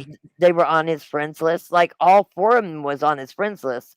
While I was going through that and hi to Kevin, because 'cause you're probably watching now. While I was going through all that, I could see him locking it down. Well, Yeah. he ran a page that, now is suspended for 45 days, but amazing enough, he was going around the state teaching people how to use, tasers. I saw that. And I I'm like, saw "What that. on God's green earth is going on here?" Yeah, and I had heard that he and Tiffany possibly dated, but, like, this is the type of stuff that I can't go on the air and necessarily say if I No, don't. this is just me and you talking on my Yeah, YouTube, yeah. so, Right, and yeah. but it's like, I would love to have proof of that information. I would love to have photographs. I would love to have anything that can, put them together. And like you said, if Kevin's on the line, that's awesome. I want to make it very clear that when I did see him on the witness list, I pulled together the fact that he served with her on hospital boards and Right? he was friends with Cora, and I called the OSBI and I said that. He was chief of police of Keys, What's which that? is he actually had a job as Yeah. police chief of Keys. Mhm. Mhm. There's just a lot going on with this guy that I'll be honest with you that I can't let go, but do Yeah. you happen to know what the Brady Giglio means? No, I have no idea. What's that? Let me pull it up for you real quick. I wanna Okay. show you this because Please. we had it happen here, and our sheriff and our head chief of police went over it, and they Mm. went through and fired a lot of people because what it does is it jeopardizes the integrity of the case. Say I'm a road officer and I pull you over and you try to run on me lot of stuff happens, and I find you with guns and drugs and Yeah. whatever, and then get called to the witness stand, and you end up getting charged, right? What Mm. happened is a big attorney, his name's Charlie O'Hare, he's really good, he was an intern under my grandpa, but Mm. you go to him, anyway, so then now these cases start coming back, and they want to go over it and say, "Wait a minute, what's going on here, and how can this affect the case?" Yeah. Well, the reason it can affect the case is because your integrity is shot. I'm trying to pull it up while we're talking. Yeah. Um, Yeah. and so they went through, like, some people that had been there 25, 28 years, close to retirement, they've Mhm. actually found them desk jobs. But I can tell you right now, and they do updates on it all the time. Wow. When they go investigating Brady Giglio, they make sure that it's not a road officer because, again, you get into a jury and you got this guy on the stand, and then you have a good attorney that gets up there and says, "Whoa, wait a minute. This guy's had DV, he's lied, he's had an embezzlement charge. Uh, Yeah. what kind of character is he?" So I really want to know what part he played in this case, for one, because that's going to Mhm. make a big difference. And if you notice the public defender for Cora, her number 7 on that list is she wants to know all the backgrounds of everybody on that state list. Yeah, and that's great, and, this is a side question. You're Do all we right. know why Cora is the only one with a public defender, and does she not share money with her husband? Like, I don't Well, understand that. actually, what's really weird is they all applied because I found the paperwork on it. They all filled out for public defenders, and also I'm gonna go there tomorrow. But there's some paperwork you just can't get off the online, okay? Yeah, That yeah. that I'm gonna have to physically go there. But I was Oh. told that there was a lien put on hers and Tad's land 2 days before they got arrested. That's Yeah. one thing. Then the Oh, other thing is, Tad was in his own custody battle going on, went to I court on saw April that. 2nd, and then he's got some land in New Mexico that the ex-wife that he hid from her, Mhm. and she found out about it, and guess who his first witness was? Wow. Tiffany, and she's trying to say she paid for all that. But let me bring up the Okay. Giglio, and just so you kind of know, because I really think this could. I'm praying it don't come into play here, but it very well could. Okay. That's why I'm so concerned about what did he do in this case. What was his job in this case in particular?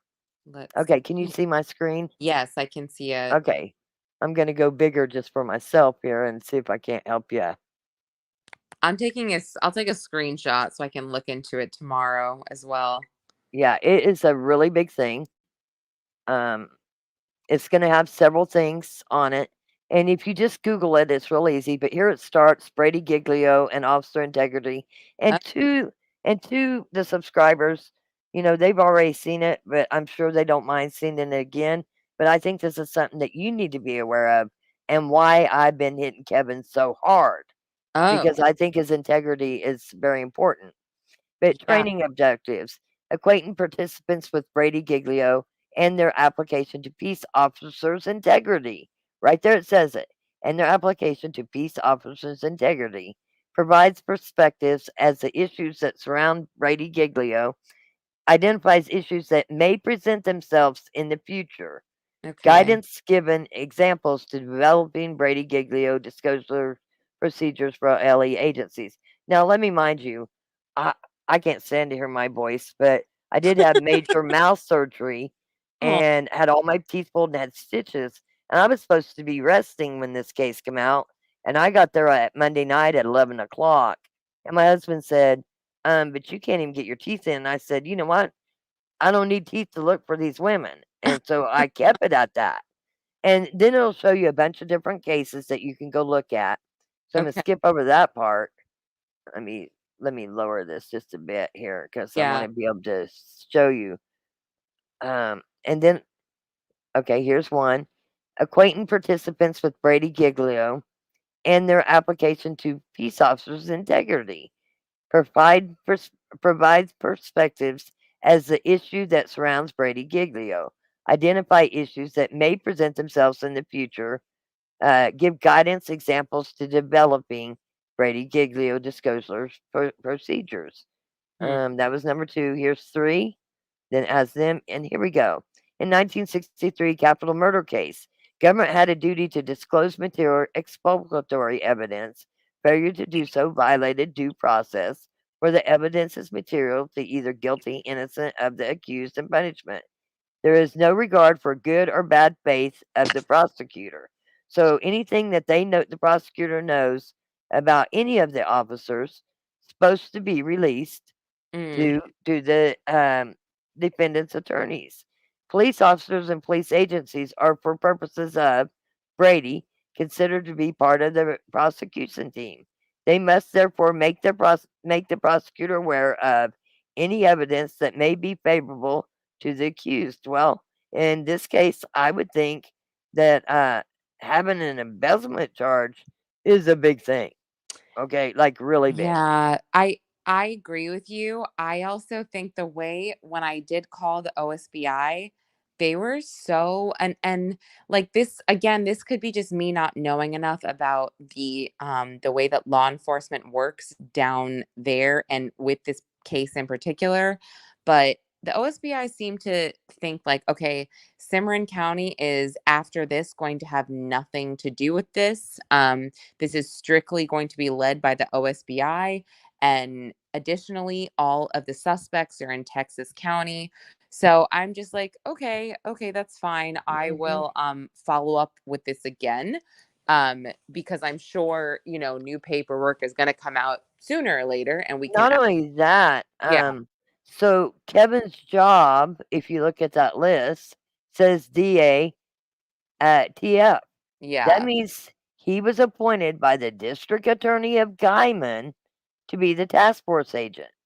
So this is Guyman. This is not Cimarron County. He's in Guyman. Okay. He's right there where they're being housed. Okay. And he's friends with all of them, just in case you didn't know that. Like, I'm not trying to be a smartass, and if my voice is changing, I'm not trying to make that happen either. No, no, But no, no. When you say friends with all of them, you mean all of the law enforcement or like the no, suspects? he's friends with Tiffany, he's friends with Tad, he's friends Yes. with Kara, he's No, friends with the yeah. Tromleys, No, he's friends with all of them. I knew that. I just the way they had made it seem, but no, you make a good point. If he is DATF, which is kind of scary, and this is obviously a like a speculation that I have. This is not proven at all, but I know a lot of people have mentioned just the way they look now as opposed to the last 4 years or so, and it's like any article you find about Kevin McIntyre, he's busting up some meth house, talking about a meth house. And it just made me think like, is he taking this meth that he finds and is are they getting high on their own supply? Not only And that, it's I not mean, funny. It's just like they look no. so bad. But look at Tiffany, she was a pretty lady. Like, She are you what? gonna tell me that she don't look like she's doing drugs? I She mean, look how looked much she aged bad, in 5 years. It's a horrible. lot. She look they I mean, they all look horrible compared to their olds. If you look at their Facebooks, even Cora, I was like, "What? You look a lot different." I mean, Tiffany takes the cake and Tad, I can't believe it. Like Tad, I'm like, "Dude, you're literally like you were a senior in high school when I was a freshman. You look like Old Man River. I don't understand. Old Man Dirty River. It's so scary, but this is good. I will look this up Yeah, tomorrow. there's a lot. I wanted to just read this last one. Um, because there is more. If you see, it goes to 910. But Yeah. U.S. versus Bagley. No legal distinction between exculpatory evidence and impeachment evidence for purposes of Brady rule. Favorable evidence is material if there is a reasonable probability that the result would have been different if defense had known that the person on the stand had all these charges, is basically what it's saying. harmless Right. error standard does not apply. I agree. There's no such thing as harmless error. But also that, you know, when you I respect police and law enforcement. Again, my grandfather was the attorney general. I was married to a U.S. Marshal who retired of 33 years. I myself was a state investigator for 25 years. My grandpa then he was a sheriff for 8 years of the biggest county in Kansas, and he ran it 8 different times. Okay, Mm, and so I yeah. come from a lot of background but I also come from aircraft companies. And who Yeah. don't run a background check, especially on law enforcement? Like, even if Yeah. this guy did this job in Edmonton, so far away, and moved here where he grew up from and got these other jobs, like, I'm a nobody and I found it on the internet. So, what do they do for a background check? That's my I other agree. thing. No, you're so right. It does seem weird that he would not only would it just be completely fine, but he would become an interim sheriff at one point and now DATF. That is so strange. And chief of police. Yeah. Like, there's a lot. Somebody puts on here, "Easy rock," Kevin could be leering. Listen, I know for a fact he followed me, and as a matter of fact, I was sitting across from Four Corners because this is right when I got down there and we had the horses, and I really felt like something was going on at the Four Corners. I didn't think anything I saw the puddles of blood. They was Mhm. not very big. I saw them on that Monday night. I went at 11 o'clock by myself out there on a live, and they wasn't that big, okay? So, Okay. anyway, so I was like, "It didn't happen here. There's no way that they offed them here." So then I was, like, onto the Four Corners, and, I got the farmer across the street. I thought I was going to help in a search. Well, I Yeah. become the search. I called my husband, and he goes, "Well, how's it going?" I said, "Well, it's overwhelming." Like, I talked to him 3 times in the 12 days I was there. For one, he would have told me to get my ass back, for one. Mm. But anyway, so I was like, "Okay, so things aren't adding up. I don't think it happened here." And I'd talked to a witness. But anyway, so I sat there and my car was running and I was charging my phone. And I know what a Hemi sounds like, okay? Mhm. And I'm really big into street racing, and I couldn't see anything, but I could hear the car coming. And I'd seen this Charger following me before, and he went by like a flash. It just so happened to be that my vehicle was running and I was charging my phone. Let me tell you what, I threw my vehicle in drive and they could send me a ticket. I don't care. Mm.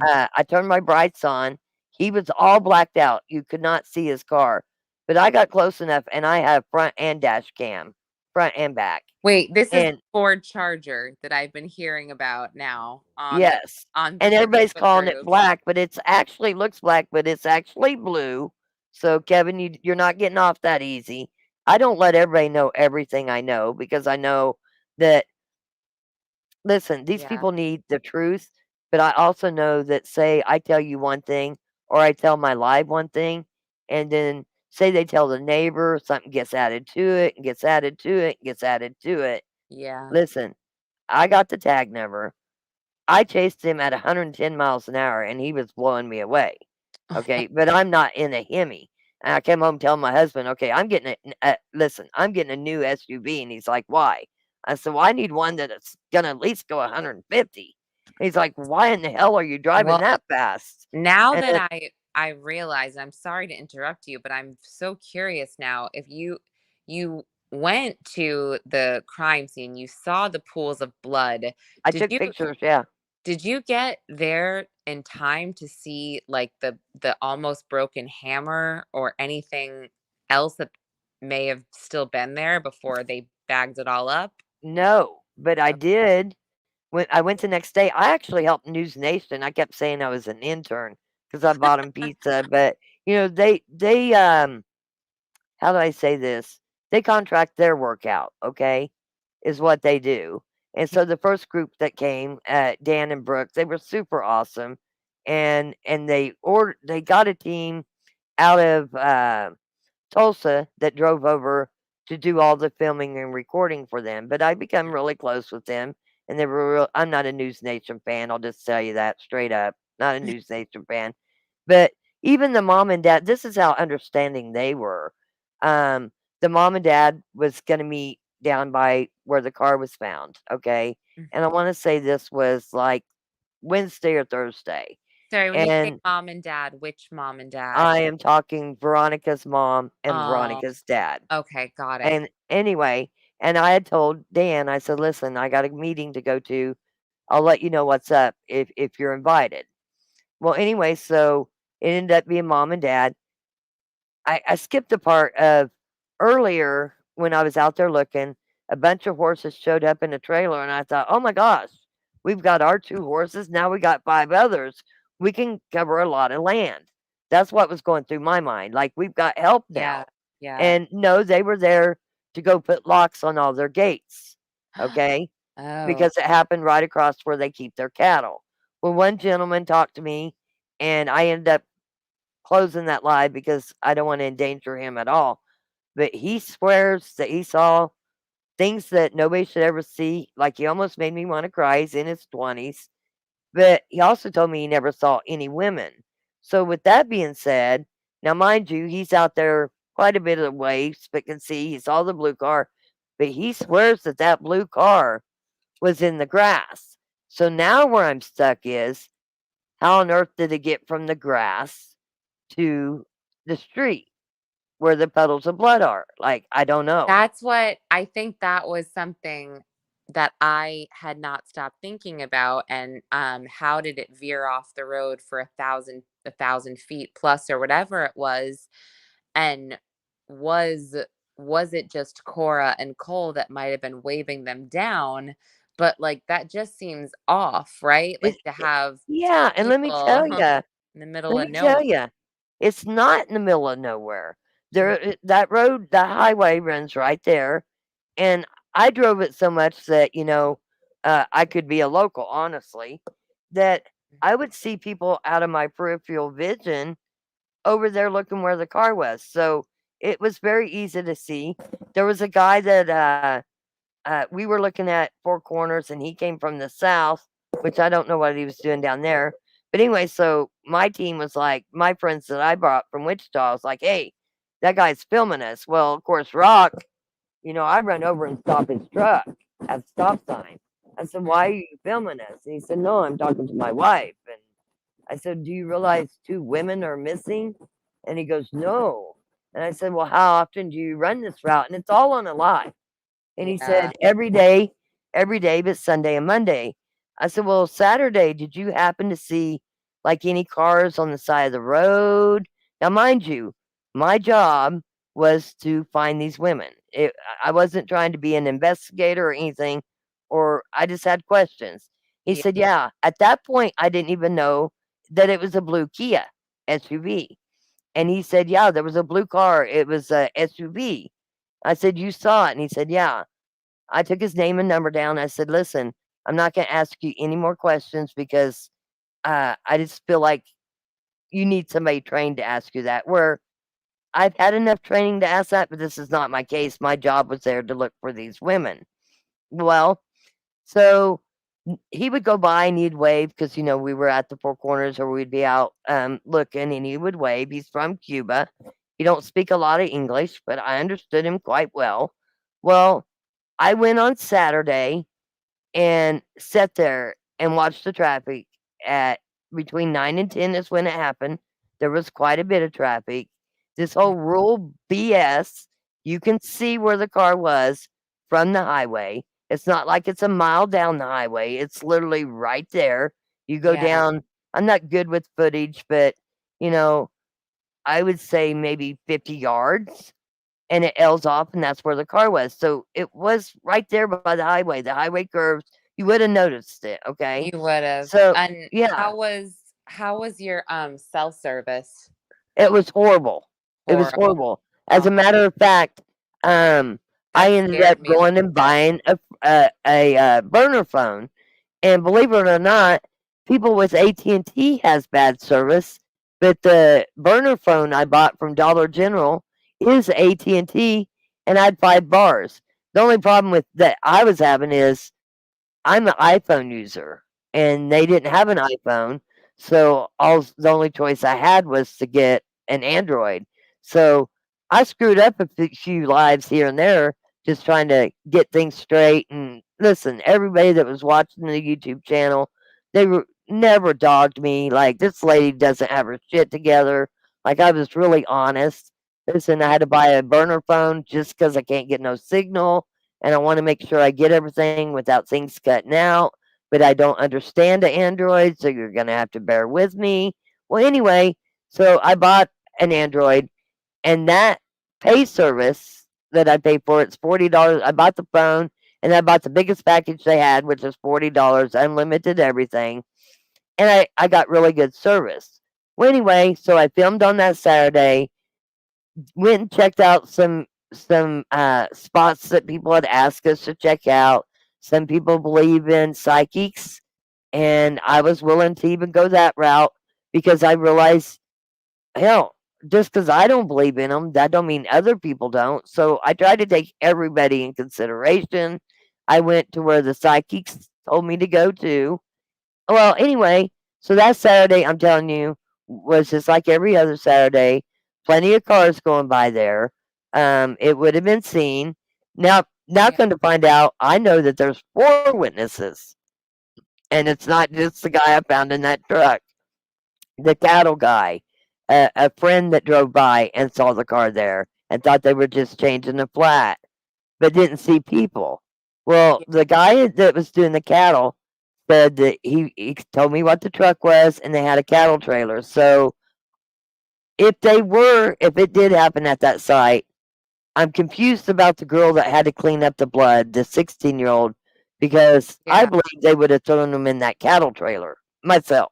Well, But and I definitely don't think that I don't think that it happened there. I think there might have been a struggle there, obviously, because of the blood and because of the possible bludgeoning. That's the only way you can get pools of blood like that. You can't get the pools of blood from just stabbing. But I think that this has also been what's sort of haunting me and staying with me in this, and it's like I'm anxious to know the manner of death because I do keep running through my head here, like, did these people have any type of humanity with these women? Did they buy these stun guns because they were trained to taser them and to torture them this entire time? Why 5 stun guns for 2 women? Did you hit one of them so hard or both of them so hard that the hammer broke? It's very hard to break a hammer. and So, I heard that the hammer was broke. I heard 2 different stories.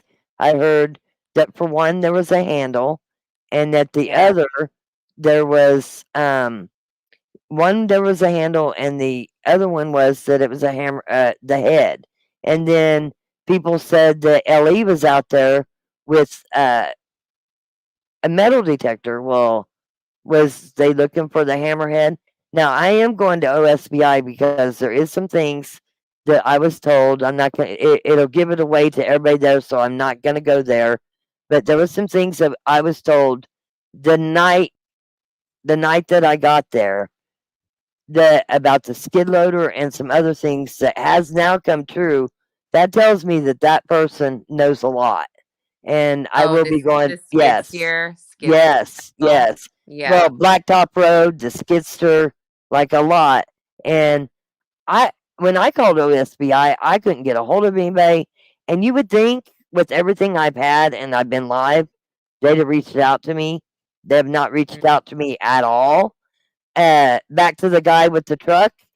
I passed him on that Saturday, and I did a U-turn, and he saw me. He immediately pulled mm, over, and he got out of the vehicle. He talked to me at the vehicle for a while, and his wife was on the phone, and I even said hi to her and saw the kid, and all that. I said, yeah. "Listen, did OSBI ever get a hold of you or anybody talk to you?" Nope, nobody's called me. I Oh, said, "Well, can I get your phone number? Because the first time I just took a picture of the truck, and it was out of Wichita. And anyway, he gets out of the vehicle with me. He's talking to me, and I didn't ask, but he's showing me what's in the back of his truck, which he does farm equipment like JIK, Hollander, for the tractors Yeah. and delivering stuff like that. Well, we go back up to the truck and we're talking, and I said, "Listen, because I'm all about illegals being here too. That's a whole different story. So I'm not going to go there. But in this case, I said, he said, I don't speak much English, but yeah, I might need an interpreter. I said, well, listen, they got people that'll do that, but I do have to ask you one question, and please don't take it wrong. He said, yeah. I said, are you legally here? Because I don't want to drag you into this. Like, I'm that concerned, and I'm a nice person. Like, throwing his name out there, I wanted to make sure that I did it right, because if for some reason he was illegal and he has his wife and kid there, I don't want to mess his life up. Like, I would have been getting in charge Yeah. with ICE, setting things up before he ever gave any kind of testimony, that he would be protected, because that Yeah. wouldn't be fair. And he said, no, I'm completely legal. Well, while we were talking, Oklahoma trooper, I saw it coming. So I ran out to the road. I chased him down, had him turn around. He turned around. The guy was still sitting in his truck. And I told the trooper, I said, listen, this guy was here when the car was found. He saw it that day. And I said, I gave the name over. Nobody said anything. Could you take a statement real quick and get his name, his employer, and everything? Because one thing I do know, Lauren, is the fact that I don't want to say, well, I heard this, and then that become part of his story. His unconscious mind, from somebody that's trained, handle in this case, can ask him things, and it wouldn't have been something that I gave him a hint to that had been said. Do you understand what Right. I'm saying? Right. Anyway, and that Oklahoma trooper, I'm still not done with that either. He basically told me, well, he did tell me, this ain't our case. It's OSBI. I said, I understand that, but you both work for the state. Can you not take a statement and at least get his name and his contacts so that they can get a hold of him? I said, he's in a hurry. He's working. He said, nope, can't do it. And I said, okay, well, can you at least give me the number to OSBI so I can call them right now? He says, it's not my case. Well, at that time, the guy got out of the truck to come talk to the officer so he could tell him whatever he was going to tell him. The officer said, you're just going to have to talk to OSBI. And he got in his car and left. And I know that officer's name. And I don't understand why Oklahoma taxpayers are paying these people. I don't care in Kansas if you work for the KBI or you're just a state investigator. We all work together, even the sheriff department. Even if a sheriff officer would have drove by, they would have took that information down for OSBI. Why couldn't this Oklahoma trooper take it down for OSBI? So Yeah, there's that just a lot doesn't. going on there that I'm going, this is Yeah. not normal. Well, no, that definitely doesn't make sense to me either, but I would love to just send you an email. My husband's starting to turn the lights off to go to bed. So I would love to continue this. Right, you have my good email, right? Didn't I send you the one that I can get into? Oh, hold Let me on. Let hold me on. check really I'm gonna quick. put it in private chat for you right now. Okay, that would be great if you could. I think you sent me something on Twitter, but it wasn't your. No, you didn't send me your email. But that would be great if you could send And it I'm to me. also gonna give you my personal cell phone number, not the burner number. Okay. Okay, perfect. I Because would love I would that. like to continue this. Like, you can Yes. do the Twitter part, no problem. And I'll continue to do the YouTube part with the boots on the ground. And Yeah, maybe yeah.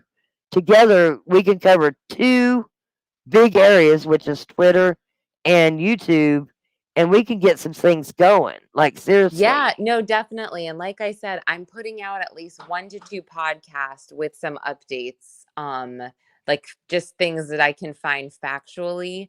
So I will share Well, I'm those with telling you you, as these well. videos are factually.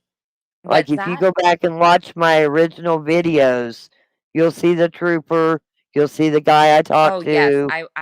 I will definitely go back and definitely look, but send me your email if you don't mind, and I'll shoot you something like first thing tomorrow. Okay, can you see the back chat? Back chat. Let me Oh, yes, I did. Thank you Okay, so just much. screenshot it if you want to. I just did that. That's so we're on the Yeah, same and page. you might send me if you're going to be messaging me. Yes. Um, listen, I'm not a stalker, and I'm not the one that'll be calling you all the time. Did you hear this? Did you hear Yeah. that? But I'm also the one. If you would just send me an email so I can put you in my contacts, because I do not answer calls that I do not know. Perfect. I'm not that person. But I enjoyed you talking to me, and I imagine we'll have a lot more. And if Yes. what I think I'm going to get my hands on tomorrow is going to be really, really big, like real Okay. big. So Okay. Well, I'll make sure that is that me and you, exciting. yeah, I'm me, you, and Melanie. Uh, listen, I would never go away from Melanie. If it wasn't for Melanie, I would not be on this case. I followed her before this. Like I've got her back 1,000%. So Yeah, hopefully she's you get along awesome. with her. I'm a fan as well. So, and Right. I'm a fan of you. So I'll definitely send you Yeah. an email and a note. And Okay. if you ever do a live and I'm not out to get notoriety or nothing like that, but you ever need me on your channel for some reason about Yes. this case, you got it, girl. Like I'm your Okay. girl. I would be more like we do a podcast and we would just do audio like this. So Well, totally. we'll figure it out. Absolutely. So, but thank you for coming up. Get some good rests. And like Yes. here, it's 9:16 for me. So, Oh, yeah, no, it's 10:16 here. I mean, not that it's super late, but hey, it's bedtime's bedtime, honey. yeah, yeah. I I get mean, it. I listen, get it. I'll be watching a murder show after this, but I'm just yeah. Well, I'm glad you called in. I think Yeah. I'd reached out to you on Twitter. Hit me up. Yes. I made sure I commented on it. That was before I even knew that Deb had even talked to you. Yeah, You know, yeah, I immediately definitely. was like, okay, well, I'm gonna at least give this lady a chance to reach me and know that I'm aware of her, and maybe we can get together and have some talks. Yes. Well, Because I'm not gonna let Kevin get away with this. I'll just tell you right now. Uh, it's not gonna happen, and I'm not gonna get ran off. So, no, and as you shouldn't. So I will send you a note and thank you so much for having me and being so kind. oh, you're welcome, and we did share your channel. So, Oh, okay. for the people out there, this is Lauren. She runs a podcast. The Thank mods have you. been dropping her link everywhere. And I don't get on Twitter enough, but I'll try to get on Twitter just for you so I can Okay. follow you more. Okay? But Thank have you some so good much. rest. I'll talk to You're you welcome. later. Thank Okay, love. you. Thank you. Bye. Bye bye. A very good guest. Like, it's so appreciated. And here's a link if Obvious Benson wants to come up too. Like, I do need to catch up with chat. I don't want to keep you guys up all night. But so Lauren is covering it on Twitter.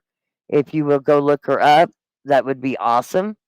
Um she has a lot of what I have, and I got a lot more that's coming. And anybody that says Rock's out to get Ellie, that is not true. I'm from Ellie. Like, I love law enforcement, but I don't do crooked shit. I don't care who you are.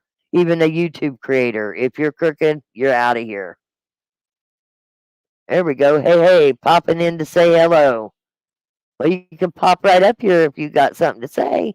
We love watching you too. I do want to go through chat here real quick.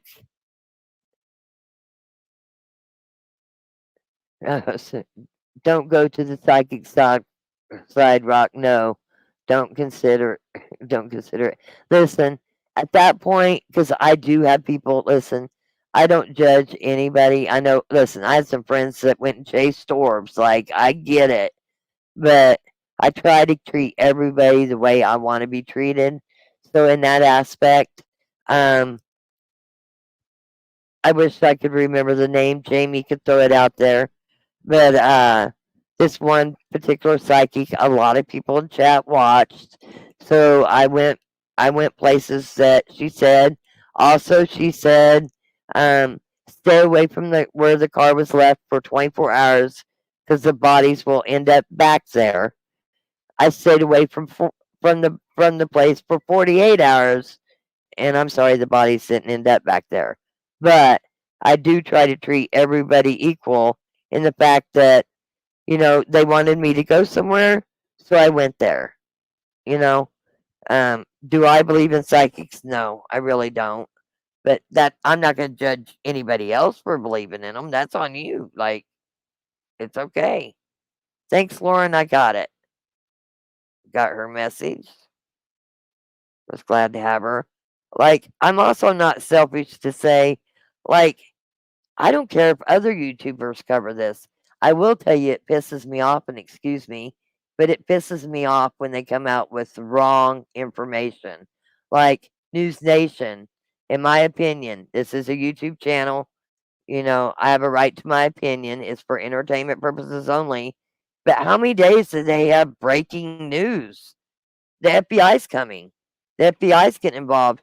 Do you realize there's only 2 FBI agents on that list for the state? On the state list, there's 2 FBI agents. Um, and all that. I just want to know. Uh, and I do believe it was a dig at me. I'm going to say this directly to the sheriff of Guyman. You knew I was coming ahead of time. You met me at a gas station. You made me turn my camera off. And I made a remark to you that you're an elected official. You should be on camera all the time. He did not have a body cam on. He drives his own personal vehicle. But you sure made sure you got your dig at me because I got it when you smiled and laughed. Actually, I want to play it. I want to play it. Let's see here if I can find it to play it because you really got me upset and like my eyes are on you too. I'll just say that because this was so much that I wasn't prepared to do this, so I'm going to find it. It was on News Nation.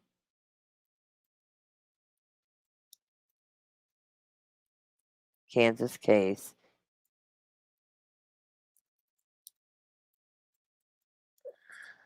With News Nation.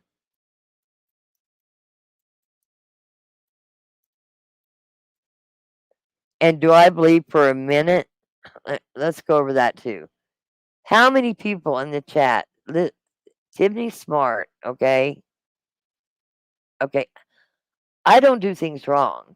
But if I'm pulled over and I end up being detained and they read me my Miranda rights, you can bet your ass that I'm gonna call I want an attorney, even if I did nothing wrong, because they ain't gonna hem me up in something.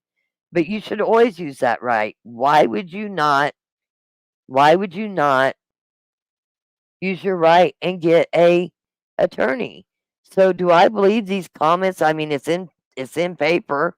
So you gotta think it's in the probable cause for the arrest warrant, but do you really think that she actually confessed?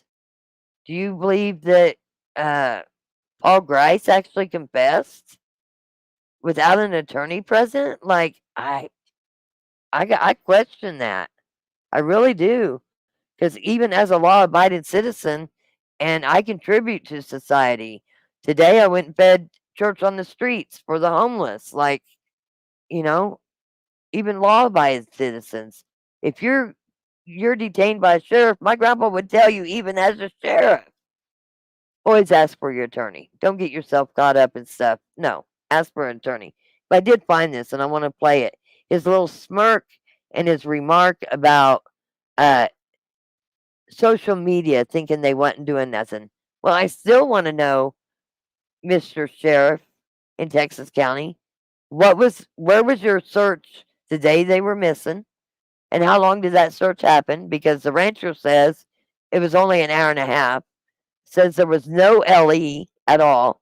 And he was one of the searchers, 2 fire department, a couple of 4-wheelers, and they went a mile south or a mile north and about a mile northwest, and they were done. Now, how can you tell me anything at that point that I mean, you wouldn't even have got the digital records back from the pings on the phone. So at this point, they haven't been gone that long, And I'm a big fan of the first 48 hours, so I know that's highly important. Why was there not a search going on?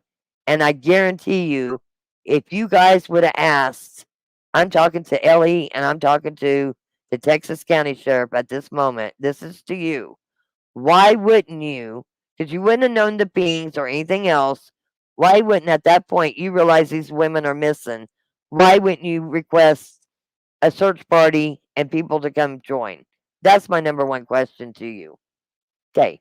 I want you guys to tell me what you get out of this conversation here, because I felt like it was a dig right at me. And why couldn't I go to the sheriff department? Why did you meet me at the gas station? And why did you make me turn my camera off? Let me tell you something that you didn't know is I have dash cam on my front and back of my vehicle, and we were at the back of my vehicle in front of your unmarked truck. So everything's on video anyway, and it's on audio. So telling me to shut my YouTube off, for one, I stuck it in my pocket and it still continued to go. Anyway, tell me, everybody in chat. I'm not gonna get started on this guy. I heard he's actually a really good guy, but when I see shit like this, I'm like, how good a guy is he? Because just hold on. I want to know, everybody in chat. I want to know your opinion. The smirk, everything about everything that's said in this part right here is really important to me.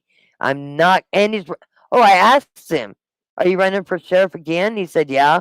I said, when? He said, right now.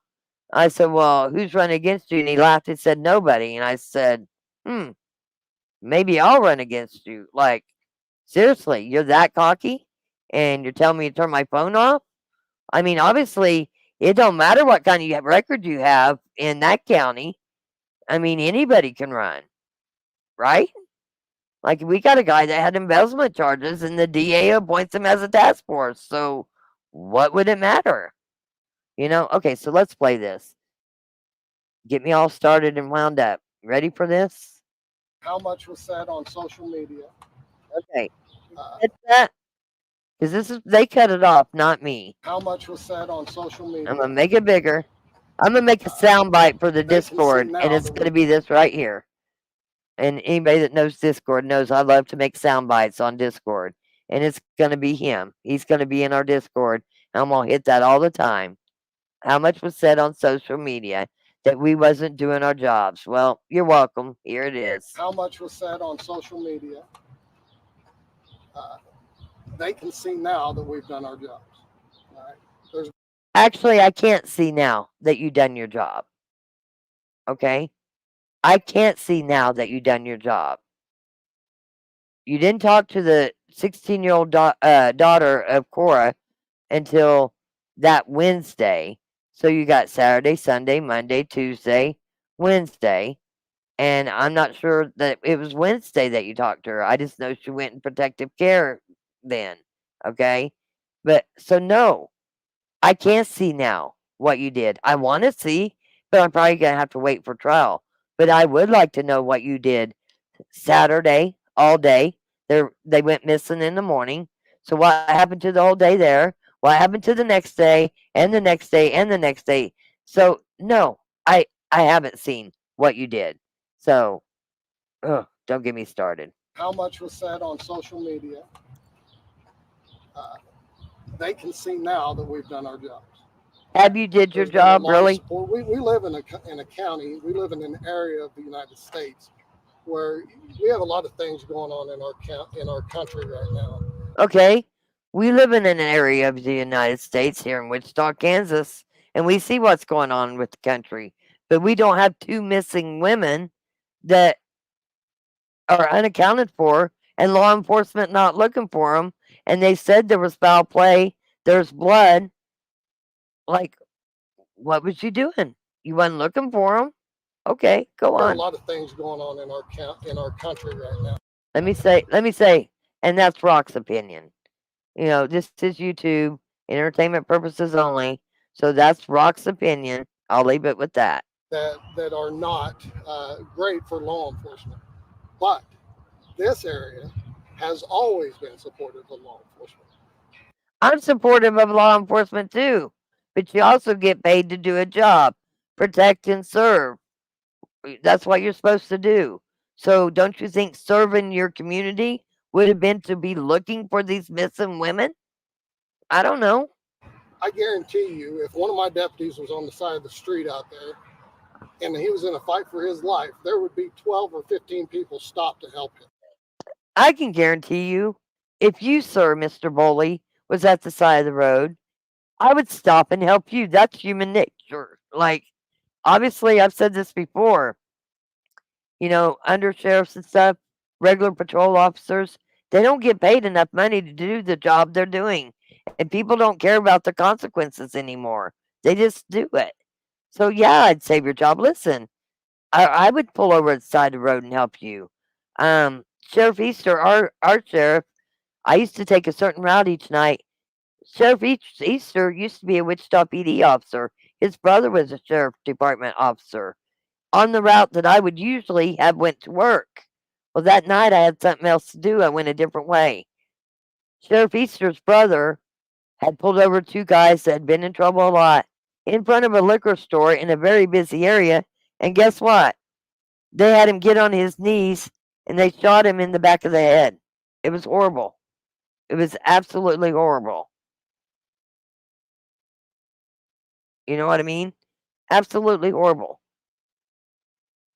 So yeah, anybody that thinks that people wouldn't stop and help LE, like that's a dumb statement.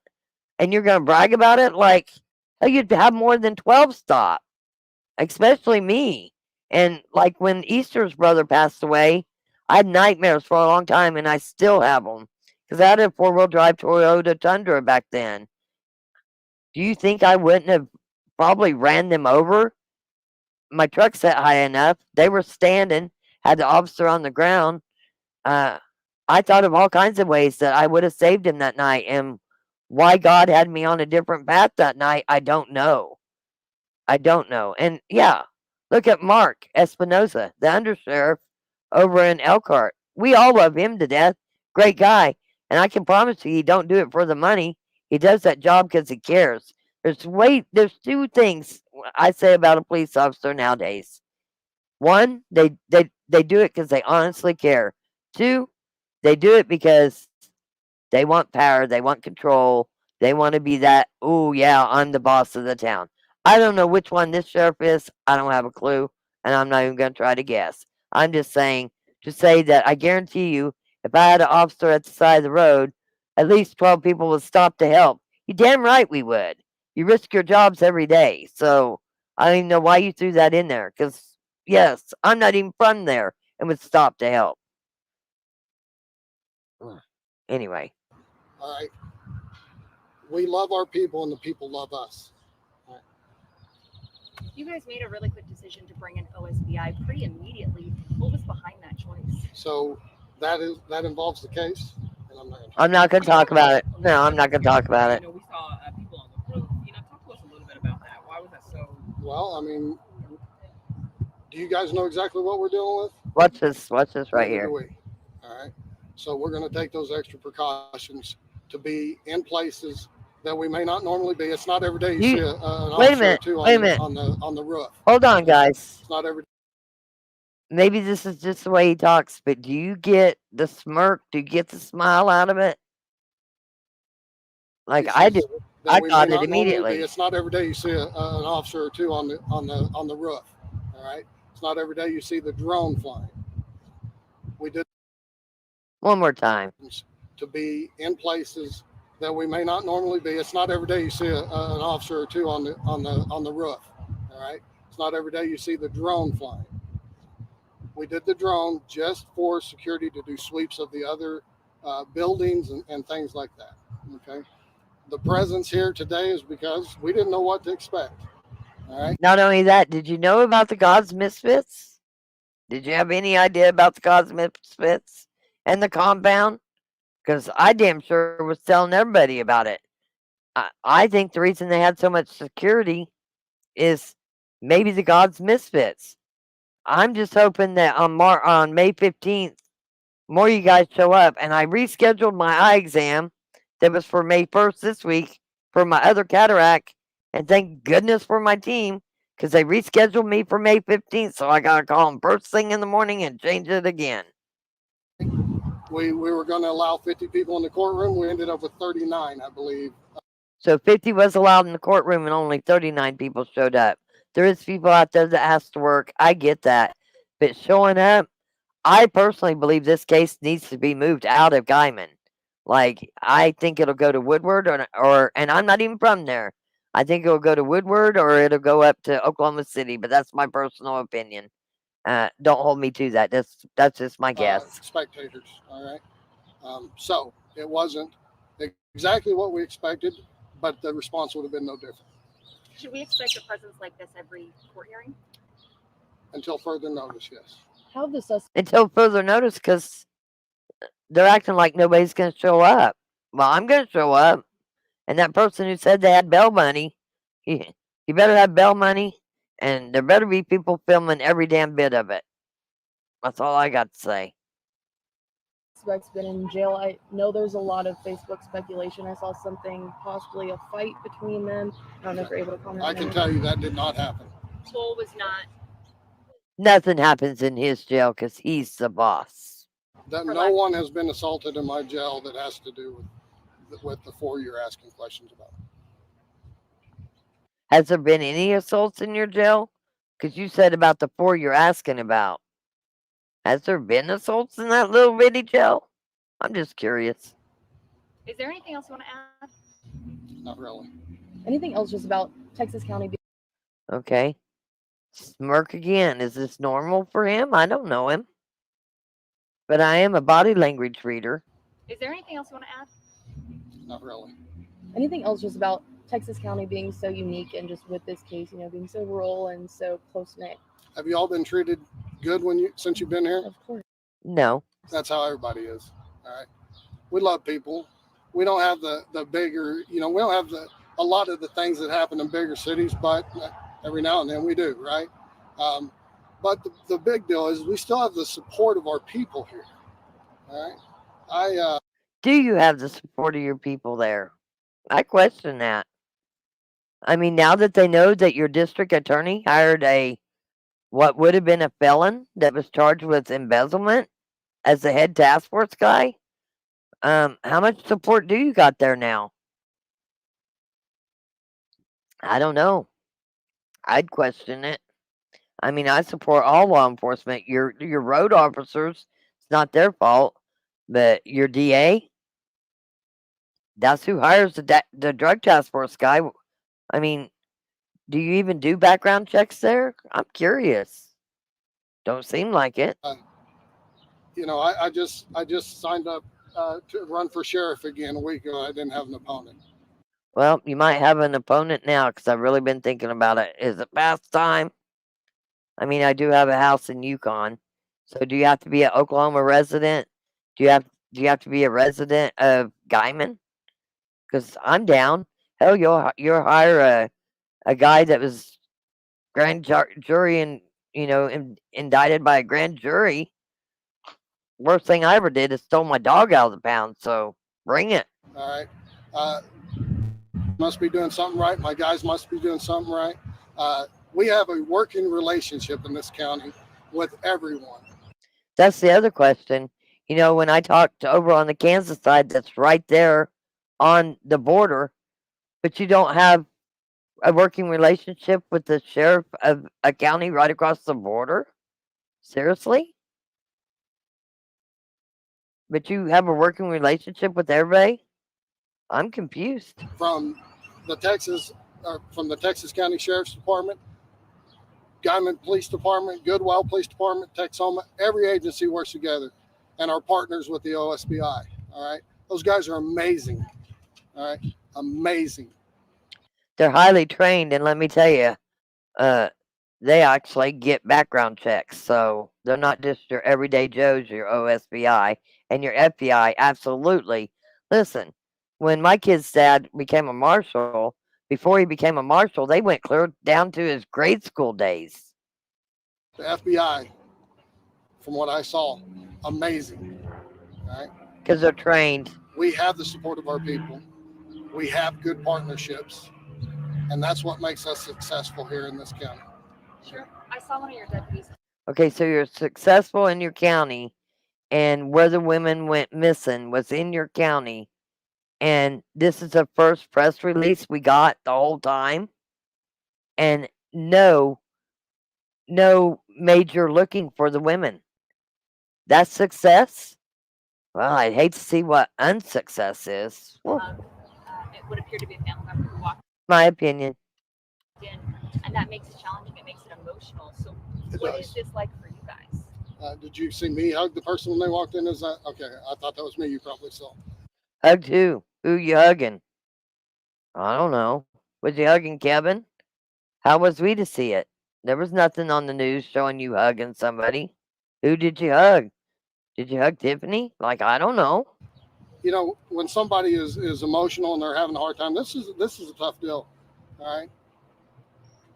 Think it's not tough on the family that nobody was out looking for them?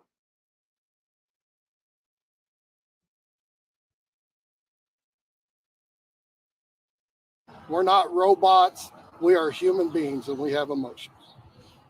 And you have a job to do. So I'm Always. getting emotional. All Do right. you know the families of Jillian and Veronica?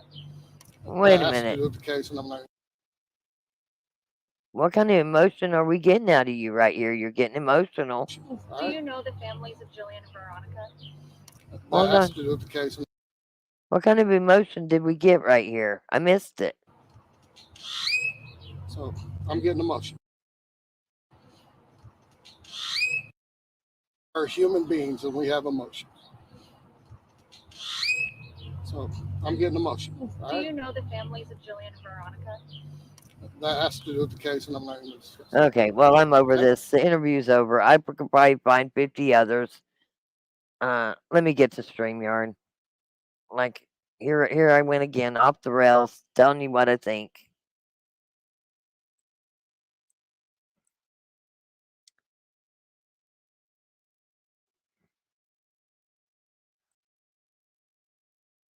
I mean, you guys get to see comments like to the mods if there's anyone in particular that I needed to actually go over because I'm going over them really quick because I've taken up a lot of your time. It's 9:42. It's Sunday.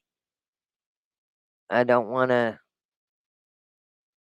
Listen, I'm not trying to get you guys worked up. I'm just trying to let you see the facts and how I see it, and it's my opinion. So this person said, "CB Slinger, I tried to drive my bro in laws, and he thought I was talking about the side by side.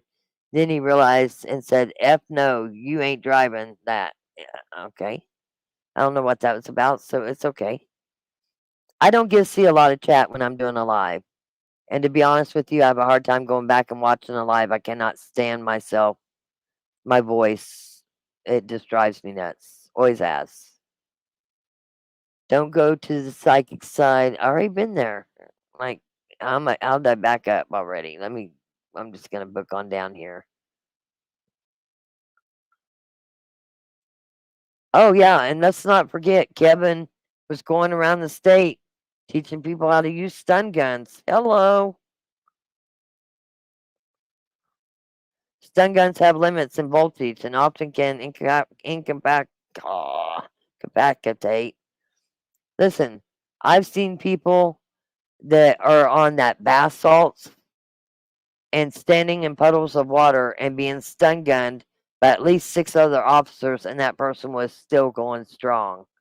So, me, myself, I carry bear spray. I think it's way better. We've had a live about it before. I think it's way better than pepper spray. You can order it off of Amazon. They'll deliver it right to your house. It shoots up to 40, 50 feet away. And it's a lot stronger. It's like 10 times stronger than pepper spray. Well, Leroy, I'm glad you have faith in me. I have faith in myself, honestly. Like, not a lot scares me. Except wasps and moths. Wasps and moths. I hope you're feeling better, crafty lady. Yay, rock chalk, true crime. Old people like me go to bed at 9. I know, hon. I'm sorry. And you haven't been feeling good. I hope you and your husband feel better. I am coming Highway 54 tomorrow. Why are you gonna ambush me? Are you gonna ambush me before I ever get there? Yeah, 54 is my easiest route. That was the other thing. I was there so long that the route that I took there, 54 has road construction, and I don't use my phone usually. I have a huge trucker, and I update it. I was just joking, Mr. Like that was a joke, but I'm a Garmin person, and I update it, and it's a huge Garmin. It's for a semi. I think I bought it at Flying J. I think on I-70. They also drain battery pretty fast, so they may have to be brought in more constantly stunned without the intention to shoot at the stop. I don't know. When you're pretty messed up on drugs, I will tell you that I've seen people that the stun guns just don't affect them. Oh, you're on the road? It was actually a joke, sir. Or ma'am. Like I was just joking with you. Because I have had threats. You can shoot me a mile and a half away. I'll just tell you guys, everybody, right now. If I died tomorrow or the next day, I would die doing something that is right. Like, I'm not going to let this case go. Um, Another reason why I'm going to be there all week is because I want to make sure that I get my hands on some paperwork that can't be just taken off the screen. There's a lot I'm going over. So, hell, you might find me in Edmonton too, Kevin. I might just go there, you know. I don't hopefully there was a person, I'm not gonna say their name, they were gonna do a FOIA for me, and that's where you can get records. And if you still can do that, I'd love for you to do it. I'm not gonna call you out on it. Otherwise, I'm gonna go there and then I've never did a FOIA, but I read about it. It's not that hard, but I would prefer somebody that actually knows how to do it better than me. But I can learn. I learned how to run YouTube, and now here I'm on my computer, and I'm able to share my screen. Mr. I'm sorry. It was a joke. Like, I know you're not gonna ambush me. Or my dogs. Your town is on 54. Well, I go through Cheney, I go through Pratt. You know the route I go. I go through Liberal. I mean, it is what it is. W. No one's interviewing him with Rock. Yeah. Rock Chalk, I like your voice. It's soothing. I can't stand my voice, so I'm glad you think it's soothing. It'll be much better when. Listen, I'm gonna try to put these. I still got one spot that's not real good on my lower, but I'm gonna try my damnedest to wear them teeth. And I haven't even been able to get them adjusted because I haven't been able to wear them very long. But you might catch me with teeth or without. But I'm gonna try to wear my teeth. So either way, I am approachable if you have any problems or want to talk. Yeah, I found that road construction on the way home, and I was actually on the phone, and I had to get off the phone because I pulled it up. And my Garmin is up to date, and it's supposed to take me around road construction, but it didn't. Wait a minute, what did I say that wasn't funny? Because I wasn't trying to be funny. I was being honest. Like, if something did happen to me, I wouldn't want you guys sad. I'm doing what I feel like I want to do and need to do, and that's stay on top of this case. So my husband didn't like it when I said that either. If that's what you're talking about, he was like, "That's not cool. You're not gonna die." But let me tell you what, he don't watch YouTube either, and he has no clue of anything that's went on or what could possibly go on. He has no idea, and I like it that way. Here in Dallas Fort Worth area, it's a nightmare. Listen, it's a nightmare everywhere. Hell, my neighbor's trailer got stolen last night, and it's got all kinds of lawn equipment on it. On one side, when he knocked on the door, I was actually on Discord in the new Discord over in um for the Kansas Discord, for the missing women Discord. I was actually over there. I said, "Well, I can see on the camera somebody's there. It wasn't my neighbor, but I couldn't see who it was." And I was like, "Well, Rick don't handle the neighbors." I was still in my PJs. I went out there and handled the neighbors to find out that I needed to go through my cameras because at 4:45 in the morning, uh, listen, the way they took that trailer is crazy, and they wrecked the back end of that truck, and they dragged it for 4 blocks, and right where they dragged it to, um, that place that person has cameras but wouldn't show them, so the police went there and hopefully got them cameras. Let me tell you, our police do not have time to follow for you. I can watch a truck get stolen right now, and they are not gonna do anything about it. I'm just gonna tell you. So it's gonna be on him to do it. I knew you were joking. Yes, absolutely joking. Let's see here. My husband, I can tell you, the team can contest to this. When I got back, they were asking Rick what was going on and what he thought, and his exact words, and they can change it if I've got it wrong, was, "Well, guys, I'll just tell you, if it was any other woman, I'd have been worried to death. Even though she only called me 3 times, I was upset about that, but I knew she had her back. She knows what she's doing. She had her own back. Not an issue.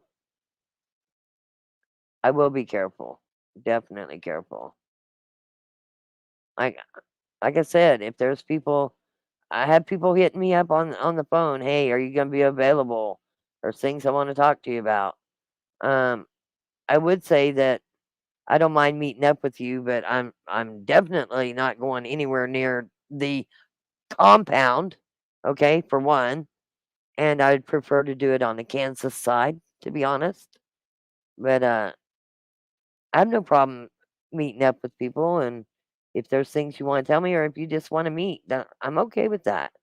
I'm gonna be going back and forth to Guyman and getting records. I'm probably gonna drive to Edmonton, and listen, I might even be driving to Oklahoma City and meeting with the attorney general by the time this is through. But I have all week. "Is your eye normal now?" Well, every once in a while I got this black spot, but I think it's the lens that they put in. But it'll be all right. It'll be all right. I had LASIK a long time ago, so I have $600 pair of Oakleys and each lens that I buy for it. I've got a golfing lens, I got a softball lens. Like I have lenses that, and each one of the lenses are $300. But let me tell you what, when you spend that kind of money on sunglasses, I'd have to ask my husband because we went to Oakley and the Oakley Volt and had them made right in front of us. And I've been the only one that's bought extra lenses. He has not, but I want to say maybe 8 years, and I've never left. They used to be hot pink, and now they're a faded pink. I went to buy a new frame, and they don't even carry the frames anymore. But anyway, when you spend that kind of money, because I have to have Polaroids, you don't lose it. Let's see here. Rick ain't worried. Rock's got her 6. Yeah, that's right. I always got my 6. Listen, I'm always very well aware of what's going on around me. Very well. I've said this before. I will definitely be at the. I don't know that I'll be at the signing. I think I might be able to make it to one. Well, one signing was today. It'll probably be too late tomorrow, and then Jillian's service is Tuesday, so I won't be able to make it to the signing, but I will be at the service. I will not approach any family members because I don't roll that way. But if you are a family member and you do have something to say to me, I'm very approachable. Like you wouldn't get nothing nasty out of me. Like I really care about what happens in this case. I'm sorry I didn't find your loved ones alive. That's heartbreaking for me, and I am emotional about it. But it's your time, and I would never do anything to make you uncomfortable. But I will be there, if you want to talk to me, you're more than welcome to. This is your day. This is your day to mourn, and I'm going to leave it up to you. But we'll be there. Okay, so I'm at the end of the chat. I hope I got everything. If you would, please hit the thumbs up. That would be totally awesome. What it does is it moves everything to the algorithm. Got a comment the other night. Why would I sub? I don't got no money. I just had surgery. Listen, it costs you nothing to sub. It is free. And what it does, we'll show you. I'm just going to show you what it does so that you can sub if you want to sub. Let me pull up YouTube real quick. Just so. Because I'm going to show you what subbing does. So here you go. I gotta stop sharing this guy. This guy. My opponent. That's gonna be my opponent.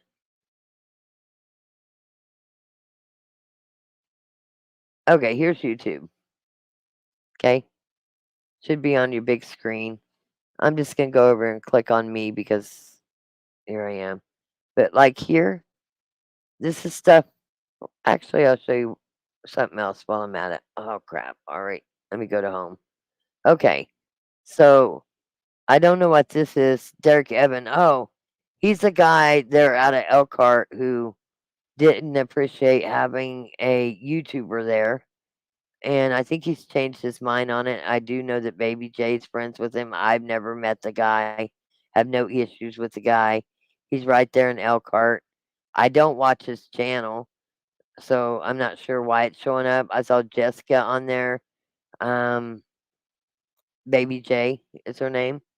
On there during the arraignment of the other four.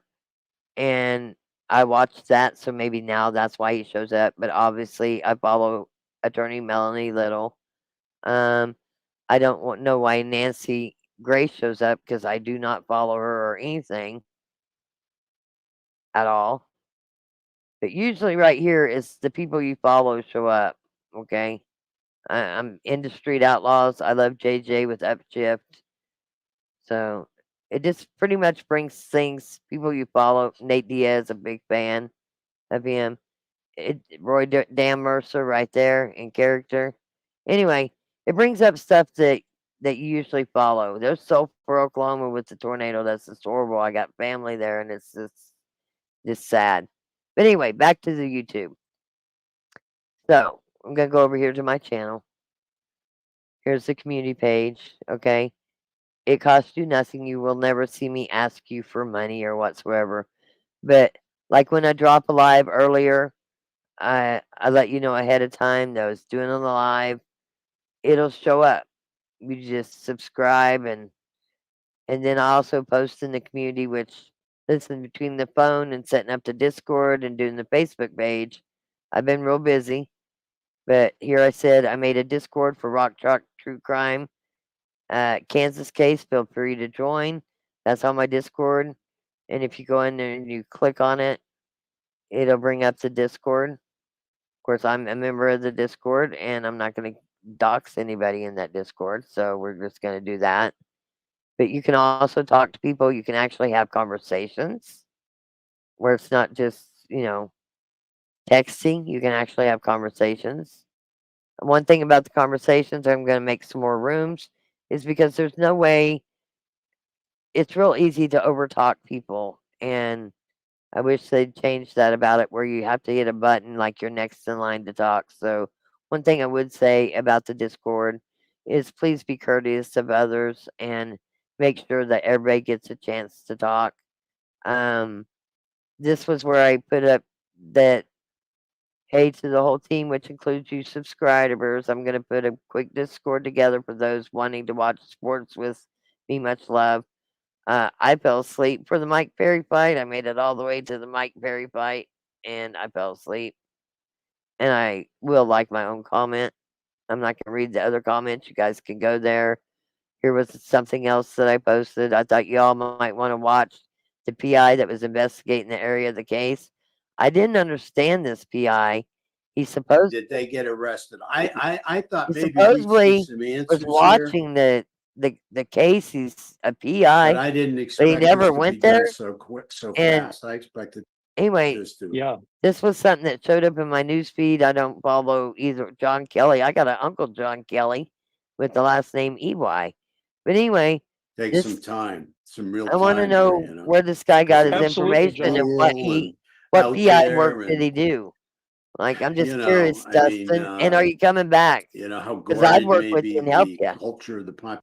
So, anyway, so I post different things that I find interesting that you might not find interesting, but I find interesting. So I throw them on there. The other day I talked about the weather. I'm good friends with Reed Dimmer. I said, be safe. Check about the weather. Here was the puddles of blood. There were literally a puddle here and a puddle here. And my pictures are way better because they were on Tuesday morning and Monday night. By this time, people had stuck their hands in it, but I saw big discussions. I'm just going to get this out of the way too. Kitty litter or the dry oil stuff that you buy from O'Reilly's. Who really gives a rat's ass if it's kitty litter or that? It don't really matter. So why start an argument over it? Something somebody put something to cover it up. I don't know if it's law enforcement. Oh, and I saw a question earlier. What about the blood in the car? And there was kitty litter in the car too, because that's what I was told by Veronica's mom that there was kitty litter in the car. So why would they put kitty litter in the car? So that tells me maybe it wasn't LE that put the kitty litter down. Who said it was LE that put the kitty litter down? I don't know. I'm like you guys. I don't know. I have questions. Okay. Let's make sure that I've gotten everything that I could possibly get. Tomorrow we'll go live again. 7:45 still work good. Oh, wait a minute. I will go live sometime tomorrow. I might go live on my drive. If you're bored at work and I will have a hard time reading comments. That's for sure. But if you want to go along for the ride, I'll talk to you. But I won't be able to see the comments. That'll be just too hard. Um, but I can go live for the drive so you can see what Kansas looks like and whatever. If you're gonna try to run me off the road or whatever, I guess you'll know where I'm at. But I guarantee you might know where I'm at, but there'll be plenty of other people that know where I'm at because there seems to be a lot of people that really like the lives. I'd quit doing the lives about where I was at for the simple fact that, you know, my team got really upset and I don't blame them. They love and care about me. And I had somebody in chat saying they could shoot me from a mile and a half away. Listen, Rick just up my insurance, my health or my life insurance on Friday, so he don't care if I go live. Make my family rich if that's what you're trying to do. I'm not scared. So I probably will go live once I get moving down the road. Um yeah, join the Facebook if you want to, the discussion group. I originally started as a personal group and I wasn't getting to see everything that was being commented. I love the prom pictures and all that, but trying to go to where the comments are about the case was hard. So I started a group, and there's mods in that group too, and we don't tolerate a lot. As a matter of fact, yesterday we had, I'll just keep throwing her out there just because she wanted to make an ass of herself, but we had Garrett Cook's mom, on there, and she was saying some not so nice stuff. Asked her to verify it, and then I said, here's my number. Before I remove you from this page, I do want to hear your side. And she basically said, Rock Chalk, you don't want to hear what I have to say. I said, yeah, I do. She never called. I banned her. Don't need that kind of stuff. But I would have talked to her and I'd have listened. But, you know, you're not going to change my mind. They babysitted. They knew something. They babysitted. They were close enough friends or neighbors. They knew that Veronica got the kids every Saturday. And why did they babysit the kids overnight? And then the grandma said, well, for your information, the 10-year-old asked to stay the night with the other 10-year-old. Well, I don't even know the ages of the kids because I try to keep the kids out of it. But one thing I want to discuss further on, there's more than just 6 kids involved here. My last count is about 30. 30 young, innocent lives that's been affected by what these 5 did and maybe possible others that was involved. Who knows? Yeah, Rick ain't a dummy. He went up to life insurance. Like, he's like, well, Rock's going to do what she wants to do, but I'll make sure I live life good. That's okay. I told him I'd haunt him forever anyway, so you're never getting rid of me. And he don't like me telling people where I'm at, but then in the same sentence he said, "Oh, they would kidnap you, and they'd bring you right back because you wouldn't shut the hell up long enough for you'd drive them nuts." And I probably would. I would drive them nuts. So back to the team. Thanks, team, for being here. Thank you to all the subscribers out there, and thanks for not giving up on me. Like, there's gonna be times I come on here, like, I'm not gonna make shit up to tell you. So I do want to go over, like, I'm really thinking tomorrow, depending on my sleeping arrangements, and you know, I don't know how long it'll take me to get settled in. You might or might not get a live tomorrow, other than the trip down. I'll try to sit down and do a short live, but it seems like I can never get a short live in because I got too much to say, and then more comes along, and I got more to say. But I'll try to do a live. I am taking my laptop with me. Mm. I'm gonna make sure I eat right. Oh, and I am gonna go pick up a couple N9 masks from my husband's work just for the wind, because I am literally still coughing up dirt. But again, you guys have the phone number if there's something pressing, or something that's come across. Or believe me, if I come across something that's really good, you guys will know exactly what I found, because I think I got something really good. I just need another law enforcement officer high up, like we're talking attorney general, to look at it, because it looks that interesting to me. So hopefully everybody has a great Monday. I know my husband on Sundays, he's kind of grouchy, but you know what he did do? He did go clean out my car today. He went and washed it, cleaned it out, so and filled it up with gas. Now all I got to do is get an oil change somewhere when I'm down there. I'm due for an oil change. I ran out of time. I wasn't able to get the oil change, so if not, I'll wait till I get back. But I, I'm only a couple, I think like 60 miles over my oil change that I'm supposed to have. So, and they allow you up to 4,800 with my warranty, but who knows? I might have just a little time and be able to just get it done. Yes, we have the best team ever. And with that said, we are gonna get out of here, and you guys have a great sleep, and I will come on live sometime tomorrow. I got some laundry to do. I still got packing to do. I got a lot to do. With that said, I will go to the mod Discord when I'm off this live, just in case anybody needs to get with me before I go out of town. We love Eric P. I love all the mods. I think sometimes some of them misunderstand me because I'm not transparent enough sometimes. But when you're out in the field and your boots on the ground, it was never on them. It was always on me.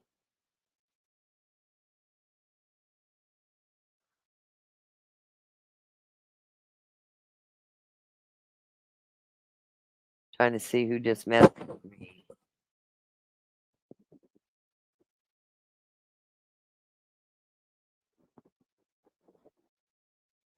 Okay, I'll return your message here in just a second. Okay, so with that said, we have love for all those who love us, and to the ones who don't love us, we still have love for you.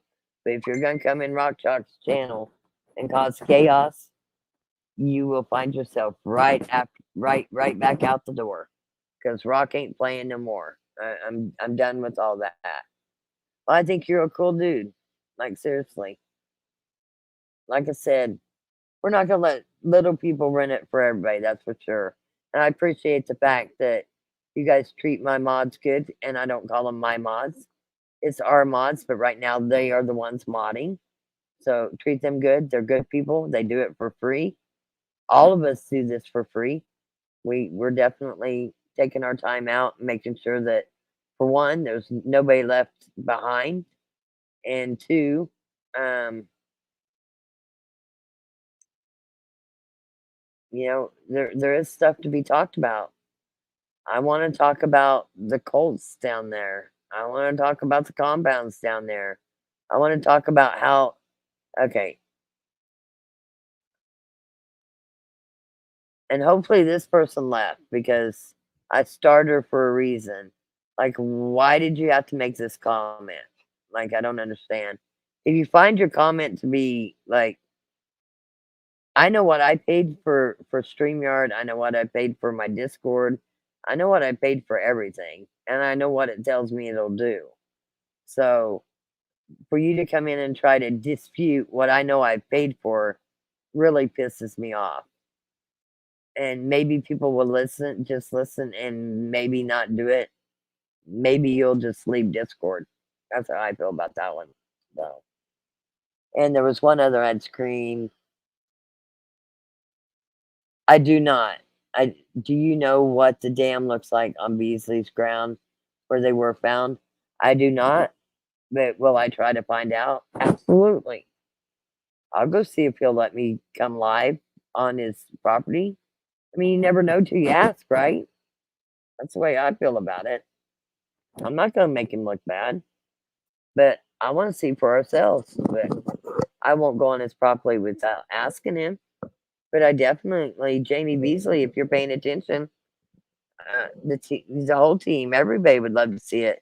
And if there's a local there that wants to get with me and is friends with Jamie Beasley, like I'm down. I would love. How many people would like to see um, Jamie Beasley's property and where this happened at, and like all the hay and all that? Because I'm nosy. I say that I like to be informed. Am I the only one that would like to see that, or is there other people out there that would really like to see that? Because I would like to see it. I seem to have messed something up here. Okay. Hit that like on the way out. Yeah, absolutely. Why does this phone keep ringing? Let's see here.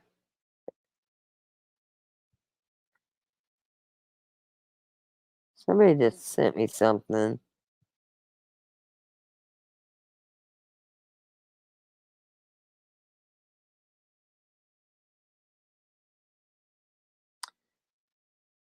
Somebody's wife. Hold on, guys. This might be important. I can get it to pull up. I can't get the image to pull up.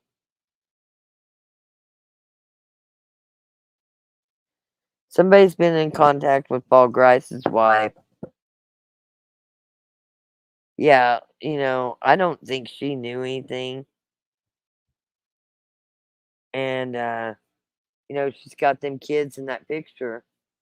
Um, if I was her, I'd get an attorney myself just to protect myself and the kids. Like, seriously. So, yeah. So, if you guys are down, I'm going to try. If you're from the area and you know Jamie Beasley, I promise I won't destroy any of his property or anything like that. I would love to come do a live from there just to show you guys where the hole was and around it. And so, to any local, if you know Jamie Beasley, if he would allow me on his property to do a live, I promise I won't show him. I'm just curious. I'd love to do it for you guys.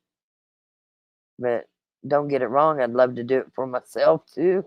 I want to see it. All right. It's Kevin. Kevin. We had one Kevin in high school growing up. Me and Kevin didn't like each other, so it don't surprise me. And I'm sure there's some great Kevins out there. laugh out loud because you have a call question. Wish I was at Appalachia right now. Hell, I wish I was at my lake house at the Lake of the Ozarks. It's popping down there. But listen, I promised you guys something and I'm going to stick it out. Every once in a while, things are going to change because I might, when the races are here, the big boys, like the NCRA modifieds, like I do like to go to the races. When the drag strips, like, uh, let's see here, like my junkyard stud, when he races at our strip here, I'd like to go see him. I like to go to Tulsa for certain things. I will tell you, there's a week in July that I spend with the Outlaw Nation. They're a band. Check them out. They sing the song Welcome to My House." Spent a week with them last year, and when Joe got back home, his wife, they got a 4-year-old daughter, and she has 2 other kids. She had an asthma attack and passed. And so I send them care packages from Sam's. And they have that show again in Knob Lobster, which I will be going to. Nothing will keep me from going to that show. So, but other than that, here and there, I might have to change the hours around. Just know you don't have to make it to every live, even though you want to. You can always watch it on replay. And I don't understand why the chat's not showing up at times and the comments aren't showing up. That's something that YouTube's doing. So I'm gonna have to get a hold of them because I don't have free YouTube. I spent a lot of money on the YouTube. I've not went with the free stuff or the free StreamYard. So um I got that backwards. The YouTube is free. I spent a lot of money on the StreamYard. So we'll get it figured out. Much love. Katie, I love you too. I love everybody here. Jamie, everybody. Until tomorrow, have a good night's sleep. 10:16. It's bedtime. I'm gonna play this. Hopefully, this is the outro and hopefully, Sweet Surrender Justice, you can make me some more. I'd love to have them. I like playing them. Anyway, much love.